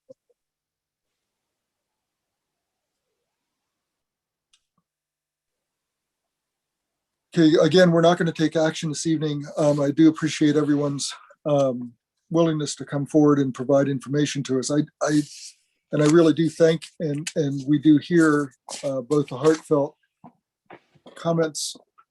But I do feel like I need to at least get some information out from our perspective, because I feel like some of the information that is disseminated at this point throughout our community is both inaccurate and simply untrue. And we're not going to take any comments after this. First, the city's been negotiating with the IBEW since last August. In December, the negotiating teams for both the city and IBEW reached a tentative agreement. In other words, there was a tentative agreement that was acceptable not just to the city, but to the IBEW team, which included Tentative, 2. That's not what a tentative is. The key word there is tentative. Okay. You unmuted me. I'm sorry, what? She's been muted now. Sorry, Mr. Mayor. That was the last speaker that you entered the meeting. Okay, so anyway. They just unmuted. They just spoke up just now. Sorry about that. That's what it means to reach a tentative agreement. Unfortunately, the full union then voted to reject that contract, which again is their right. After that vote, the negotiating teams met, agreed that it would be best to proceed to a state-appointed mediation process. And that mediator would then participate in future negotiating sessions. We anticipate that mediation will begin next month. Contrary to what's been stated by others, the city is not attempting to exploit the pandemic in its negotiations with the union. Given the historic recession that the country and Ellensburg has suffered through since last year, the city must take into consideration the uncertainty of the city's economic condition because of the reduced utility revenues. The city is not seeking to break the union or force employees to leave. That's not in the best interest of the city. It's not in the best interest of the employees that we're speaking of, nor is it in the best interest of our ratepayers or the citizens of this community. We have no intention whatsoever of using contractors to replace our union workforce. Any claim. No intention of trying to keep them and working hard to keep them. Ben, can you please mute this person? I'm not clear. I just want both sides of every story, and I don't Ben, think I'm not clear why we're not able to control this.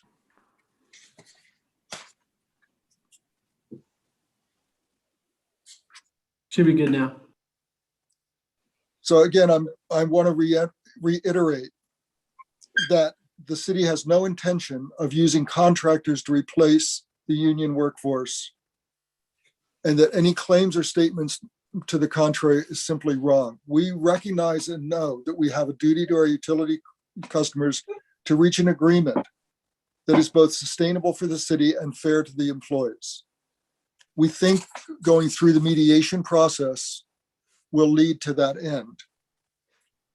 Again, I want to thank everybody for providing information and feedback this evening. And we will see where it goes next, but it will be going to mediation. So with that, let's move further down the agenda. Our next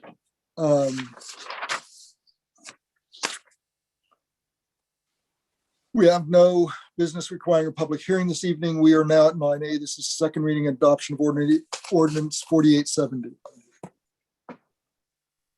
Good evening, Council, Mr. Mayor, Jerica Pasco, Finance Director for the City of Ellensburg. Attached is Ordinance 4870 as prepared by the city's bond counsel, Stradling, Yoka, Carlson, and Roth, authorizing the issuance and sale of a not to exceed $11 million waterworks utility systems revenue bonds to pay or reimburse the costs of the plan of additions, including the projects consisting of certain capital improvements to the waterworks utility system, to satisfy the debt service reserve requirement if necessary, and to pay the cost of issuance and the sale of the bonds. Council conducted first reading of Ordinance 4870 at the February 1st, 2020 meeting.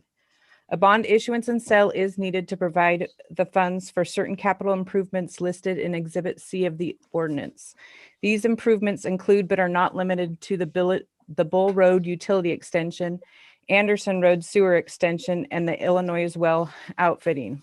The city solicited proposals for the purchase of the bond and received proposals back last week.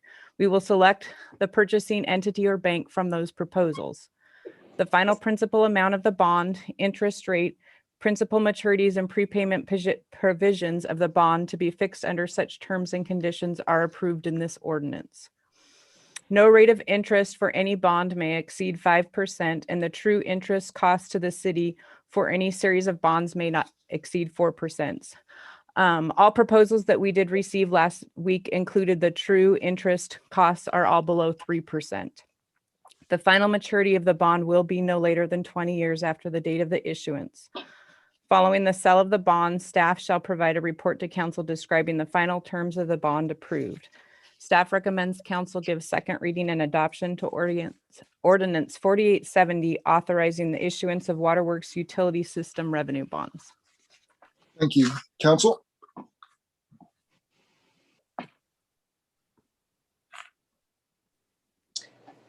I'll move second reading and adoption of Ordinance 4870, authorizing the issuance of waterworks utility system revenue bonds. Second. A motion second to conduct second reading and adoption of ordinance 4870, authorizing issuance of waterworks utility system revenue bonds. Is there any further discussion? Hearing none, if the clerk would call the roll. Engel, Aye. Goodlow,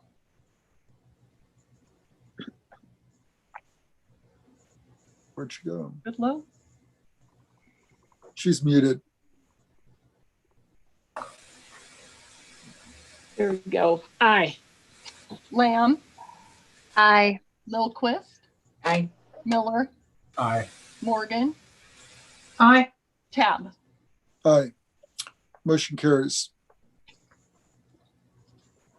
The clerk would read the ordinance. An ordinance of the City of Ellensburg, Washington relating to contracting indebtedness, providing for the issuance, sale, and delivery of an aggregate principal amount not to exceed 11 million of its combined waterworks utility system revenue bonds to provide funds, one, to pay or reimburse all or a portion of the cost of plan of additions, including the projects consisting of certain capital improvements to the waterworks utility system, including the Bull Road Utility Extension, Illinois Well Outfitting, Anderson Road Sewer Extension, Craigs Hill Pressure Zone, wastewater treatment facility clarifiers, and digester/GBT building electrical upgrades. Two, to satisfy the debt service reserve requirement if necessary. And three, to pay the costs of issuance and sale of the bonds, creating such accounts or special funds necessary or desirable to pay and secure the revenue indebtedness authorized herein, fixing or setting parameters with respect to certain terms and covenants of the bonds, which may be issued as a single bond or in serial maturities, appointing the city's designated representative to approve the bond sale terms and providing for the sale and delivery of the bonds and providing for other related matters. Thank you. So is that what happens when you get a bond attorney involved with this? That was, my goodness gracious. Now, Thank you, Beth. you're welcome. We'll check the number of breaths it takes to get through the next one. That's a run-on sentence, I think. Let's move down then to, we're in 9B. We're on page 107 in your packet if you're following along. This is to consider first reading of the diversity, equity, and inclusion ordinance, creating a diversity, equity, and inclusion commission. Do we have a staff report or how are we doing this? I didn't go over that.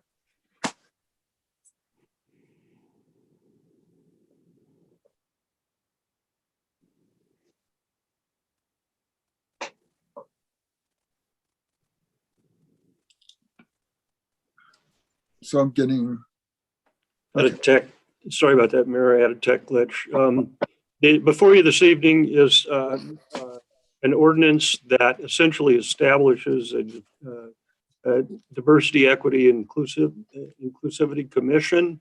The language in the ordinance is modeled after current language in the Ellensburg City Code related to other boards and commissions, and council held a discussion on the ordinance in draft form at your last regular meeting and directed staff to bring it forward for consideration for first reading, which is before you this evening.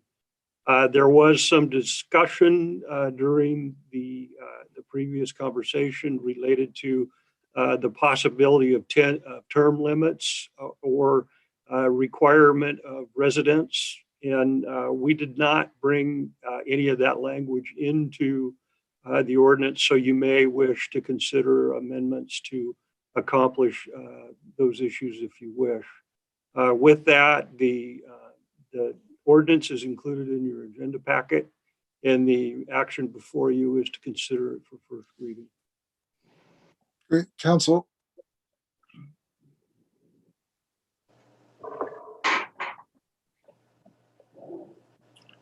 I'd like, let's see.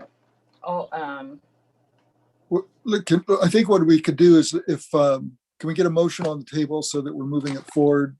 Then if we want to amend, and then if anybody in the audience wants to speak to it, then we'll do that once we get the motion on the table. I was looking for the number and I. Oh, for the ordinance? Yeah, so it'd be 4871. Yeah. I'll move ordinance 4871, establishment of a diversity, equity, and inclusion commission. Second. First reading of. Yeah, so we have a motion and second to conduct first reading of ordinance 4871, the creation of Diversity, Equity, and Inclusion Commission. Is there any further discussion?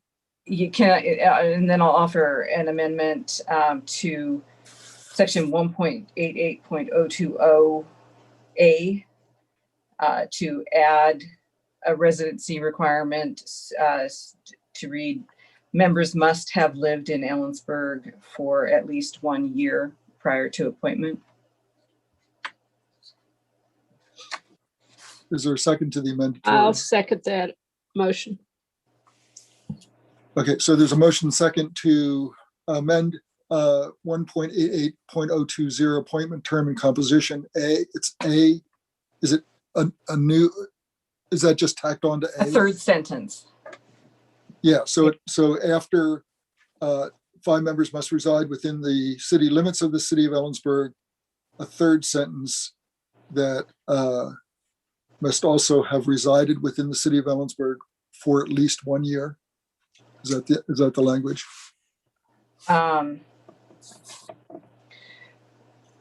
Well, the complication is that does it apply to all members have to live in the area for 1 year in the county?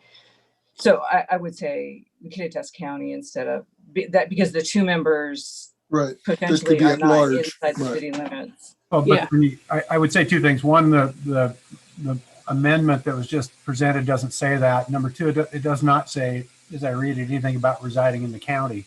So I think if we're going to stipulate that it has county residency is required, I think we need to do that. Yeah. So let's, if I may have confused things, and I apologize. Beth, can you, or Nancy, can you restate? Well, what I said was members must have lived in Ellensburg for at least 1 year prior to appointment. So I got that essentially right. Implies the city of. Right, and that was, and then we have a second, and we did get a second to that. So we're in discussion on the amendment. Okay, no, I'm just trying to. Yeah. I was just curious, but did we ever have a conversation about the membership not residing in Ellensburg, or at least in the UGA? It's not a county-wide commission. The only conversation we had was what we proposed that at least 5 members have to be from the city of Ellensburg. So that assumed 2 could be from the county. Well, would it benefit the city of Ellensburg to have a member of this commission be from Roslyn, for example? Not specific to the qualifications of the individual, but whether they're an Ellensburg citizen, if you will. I mean, I don't recall having that conversation. So David, we didn't as a council, but it was presented that way previously. It is modeled after other commissions that we have that don't require everyone to live in the city. Most of our commissions allow at least a few positions outside of the city limits. Well, it assumes they live within shouting distance of the city. Exactly. Right. Well, no. Well, no, it doesn't. I'd like to find realistically, like to find county one person in resident the county who's on a committee. No, we need to be clear. The residency requirement, somebody from Easton could theoretically apply. Yes, theoretically, I understand. Well, I'm not aware about somebody from Roslyn. Somebody from Roslyn could also. So it's not stipulated beyond a county resident for if we were to have an application and appointment to any of our boards and commissions.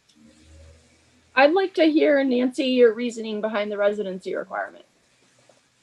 Well, it was suggested to us before, and I think the logic is sound that we do want people who have some familiarity and connections with the community, and it was suggested at 3 years, but since to be elected to the city council, you only have to have 1 year. That seems like, and to be more stringent for a commission member than a council member didn't seem logical. So that's the logic behind it, but I didn't think it through clearly enough with that only 5 are residents of Ellensburg.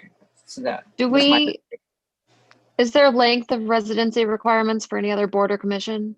Yes. Oh, no. No. No, but we do have, similar to what we did with landmarks and design, we do stipulate certain skills or.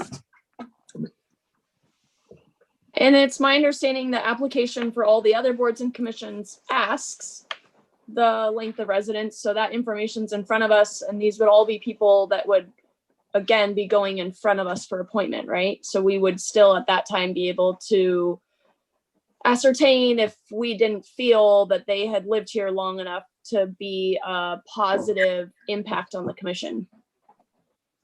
That's right. Or if they were from Easton and we didn't think that was tied closely enough to our community, then we could deny that application. I think I'm gonna vote against the amendment just because, one, I don't know that it's enforceable. It seems like one more thing we're tracking down. 2, I think whoever at that time makes up the 7 members of the council would be able to identify if their experience was relevant to the commission, just like we've done in every previous appointment to all the other commissions.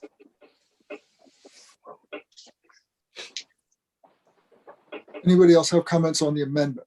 So this is an amendment that would require 1-year residency. Yeah, I would agree with Councilmember Engel's summary on the amendment, on the proposed amendment. So I'll also vote against. I'm satisfied with the, during all the conversation, I'm satisfied with the language as written. Agreed. Okay, so we have a motion second to amend the ordinance to include a residency requirement. Let's just, all those in favor? Aye. Aye. Opposed? Nay. Nay. Nay. Stacy, did you vote? I didn't. I voted nay. Okay. I vote aye. The amendment is defeated. So we do have a motion second for the ordinance 4871 as presented. Does anybody wish to comment? Can I propose an additional amendment? Yeah. So I would move that we create an amendment that the 2 seats that are not required to be within the city of Ellensburg are required to be county residents, and not from out of the area. I don't know that it's stated there any reason that they couldn't be from the city of Kent.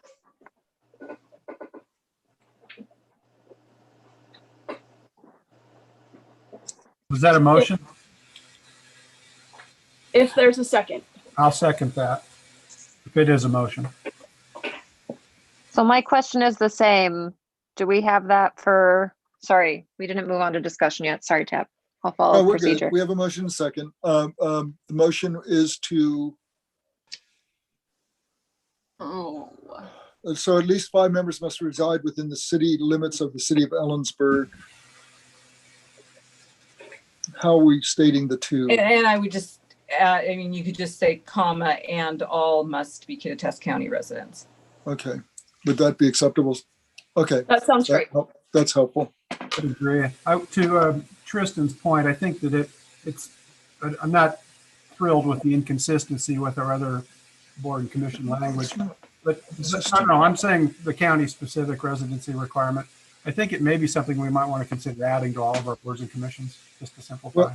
Well, if I may, I mean, I don't have the ability to parse this, but there are boards and commissions now that have city requirements in county that have a requirement for city resident.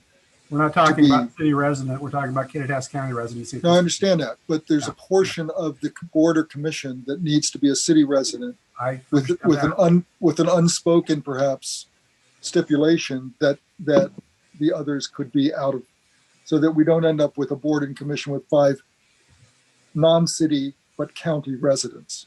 Yes, we're talking about two different things. I'm speaking specifically to the Kittitas County component. That's all. So we have city not- requirements. Sure. We have city requirements for a lot of other boards and commissions. What I don't know is that do we have requirements that all the non-city members are Kittitas County residents, or do we have any outside of county members on our boards and commissions? I don't Is recall there- anyone there- ever Yeah. having applied from Right. outside. No, that's right. I'm not aware of any. I don't think we have a real problem with it. I'm just saying I'm comfortable supporting this language, and it can be a template. Yeah, if needed. I think David's point is well taken, that we can certainly clarify in looking at the other language in boards and commissions to ensure that if that's where we wanted to go. And I think it wasn't maybe necessary before everything went online, because people were less likely to commute to participate in a volunteer commission. That makes But the sense. direction this is headed, I think that it would be possible. And I don't know that that's what our intent is. That makes sense. Yeah. Okay, so we do have a motion to amend the ordinance, adding a comma, all at least 5 members must reside within the city limits of the city of Ellen's, comma, and all residents must reside within Kittitas County. Is that our motion? Is there any further discussion on the motion? On the amended? Just to clarify, Mr. Mayor, this is Terry Weiner, City Attorney. Just to clarify, I believe what you meant to say is that all members must reside within. Yeah. Yeah, but I believe that's correct. Bruce, you said all residents must be. That's what I had for the amendment too. All members. Sorry. Okay, so did we get there or not? It is now 2 hours into this and I'm not tracking well. I think we have an amendment. I think we use the word members in Stacy's I understand. amendment. We have a motion and second for the amendatory language. Are we good with that? All those in Yeah, we're favor? cool, Mayor. Aye. Aye. Aye. Aye. That motion carries. I too vote aye. That motion carries. Okay, so then let's move to the full ordinance as amended. Does anyone in the audience want to comment on the ordinance?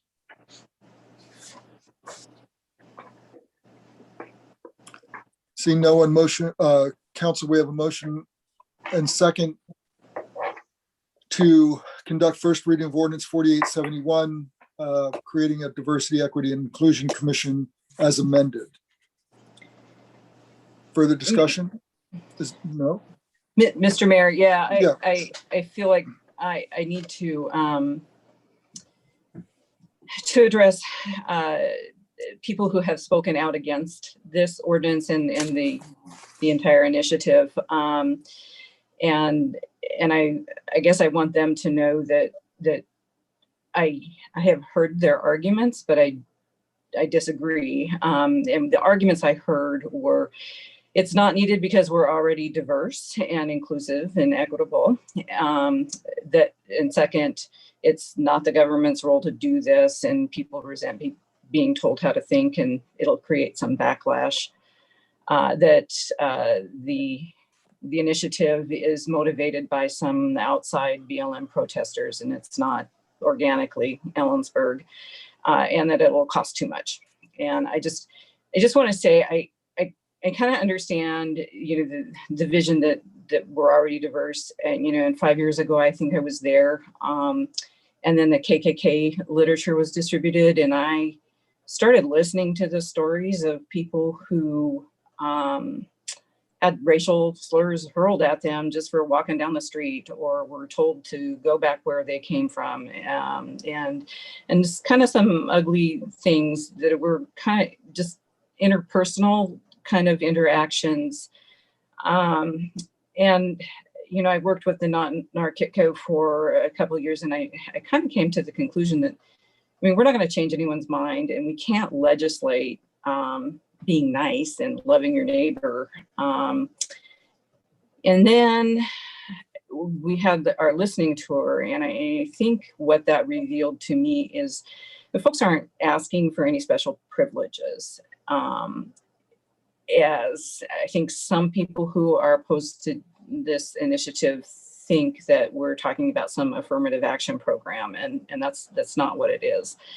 But in any relationship, there's that rule of thumb where you have to have 5 positives for every 1 negative, and people are in relationship with their community, and what they're asking for is that the city leadership and send some positive messages to overcome those negative messages that they are getting throughout their just daily living.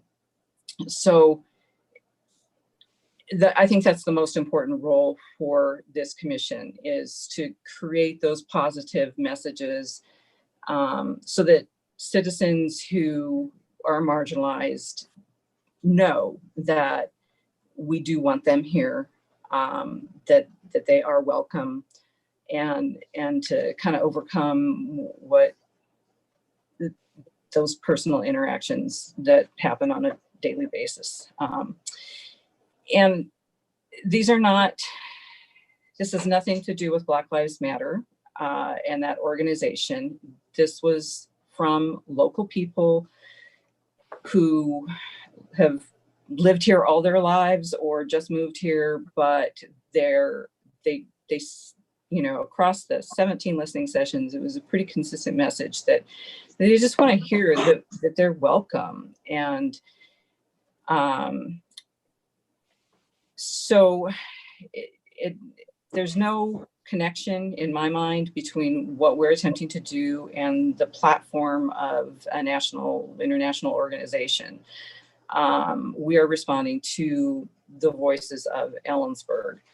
And I think we all support the notion that we should treat Black and Brown lives as if they matter, and that will get us to All Lives Matter. But right now, I don't think we're there. And so I don't follow that argument either. And just I'll try and wrap up. But in my journey over the past several years, I've been reminded of the historical fact that government created this problem. So government has a role in fixing it. So even before this country was founded, the laws that were created were to protect white men who owned land, and that everyone else has to fight to get some measure of equity and get laws that protect them, to overcome slavery and dispossession of their lands. Our laws denied Asians citizenship and prevented women from owning land or getting credit. Those are laws that created a hierarchy of people, and that's what we want to overcome, is tearing down that hierarchy.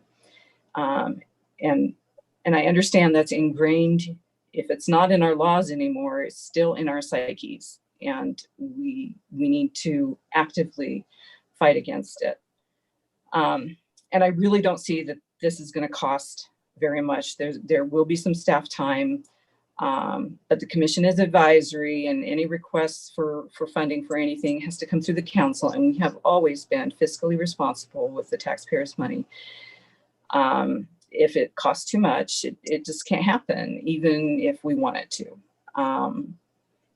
And so I really welcome folks' suggestions that we create opportunities for conversations. I think that needs to happen, not just around racial equity, but in terms of the political divide that we see. I think that's maybe the greater threat and the greater need for finding common ground with folks. Anyway, I'm looking forward to the work of this commission to move us forward. Thanks. Sorry, that was long. Well, thank you. Anyone else? We do have a motion and second to conduct first reading. Further discussion? All those in favor? Aye. Aye. Aye. I too vote aye. That motion carries. Thank you, Nancy, for stating that. Yep. If the clerk would read the ordinance. An ordinance of the City Council of the City of Ellensburg, Washington, relating to the creation of a Diversity, Equity, and Inclusion Commission and adding a new chapter to the Ellensburg City Code entitled 1.88 Diversity, Equity, and Inclusion Commission. Great, thank you. That then brings us down to the manager's report 12A. We're on page 114 in the packet. Mr. Mayor, just one informational item this evening.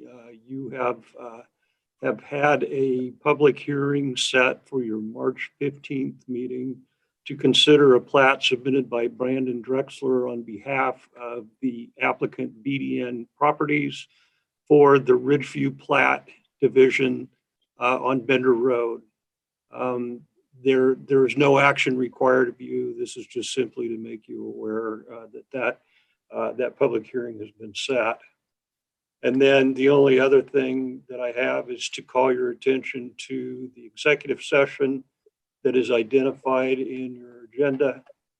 The matter of discussion as allowed under RCW 4230-140 is to consider a collective bargaining issue. And that's it for me. Thanks. Okay, let's do council reports. I would ask quickly. I have a report. Go. Parks and Rec, it has their survey open until February 26th. It takes about 3 minutes to submit a name for the downtown park that will be developed in the location of like the Rotary Pavilion. You can go to the homepage of the website or find it through the city's page on Facebook. The other note that came from the Parks and Rec is that 3 trees are coming down at Irene Reinhardt Park, and there has been a lot of concern from the community, but the trees are growing within the levee. And so in order to maintain the integrity of the levee, to protect the community, we're just maintaining the levee, but we understand the importance of trees and tree canopy in our community. So I appreciate that the community cares enough to call the Parks and Rec director, but that's it. Thanks. Other report? Library is open again. Huzzah. That's end of report, Tristan.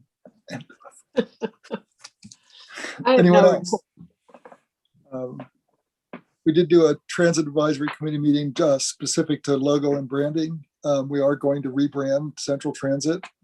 I think it's going to be, it's fun. I mean, I think the logo that we're settling on is going to kick us up. It's much brighter colors, lighter. And the website, the app, all of the other things that would actually make it sort of a really, that you would expect for transit systems are all really close to going live. We'll let folks know when that occurs. Any other reports this evening? I'll pass. Nancy's good. Mary, No, you I okay? don't. Yeah, I'm good. Okay, we are going to do an executive session for no longer than 10 minutes per RCW 42.30.140 to consider collective bargaining sessions with employee organizations, contract negotiations, grievance meetings, and discussions relating to the interpretation of an application of a labor agreement. You should have an invite for the exec. We'll need to hop off of this one, go back into the exec, and then we'll come back to adjourn. Thank you.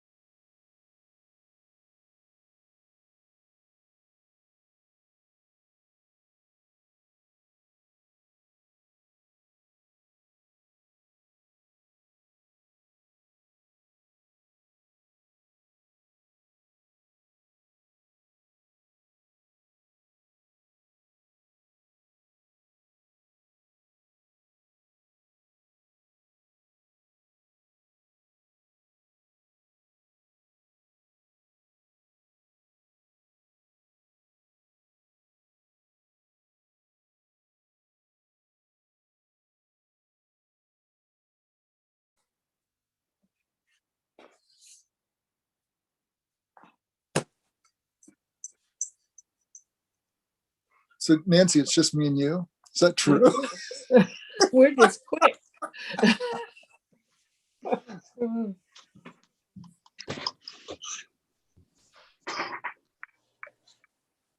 David? We got David Stacy. Yeah, we got everybody, looks like. I don't see David. Oh, yeah, there you are. I'm He's there, sorry. there, So I there. just want to quickly, before we adjourn, apologize. I got testy. It's not what I like to do nor want to do. David, I cut you off, I think. Or it felt like I did. I didn't intend to. And so if I did get short with folks this evening, I just want to apologize. It's not the way we've dealt with each other. I have incredible respect for all of everyone that's on this council and our staff, and it's not appropriate to have to because I'm getting tired or because I've worked through whatever it is to not be professional or do that. So if I did, I apologize. I felt like it did to me. So we'll say that I apologize. I'll just say I was not offended. So I appreciate your words, but not necessary. Thank you. Great, thanks. Yeah. I feel like I've been way worse before in other meetings. So we cool.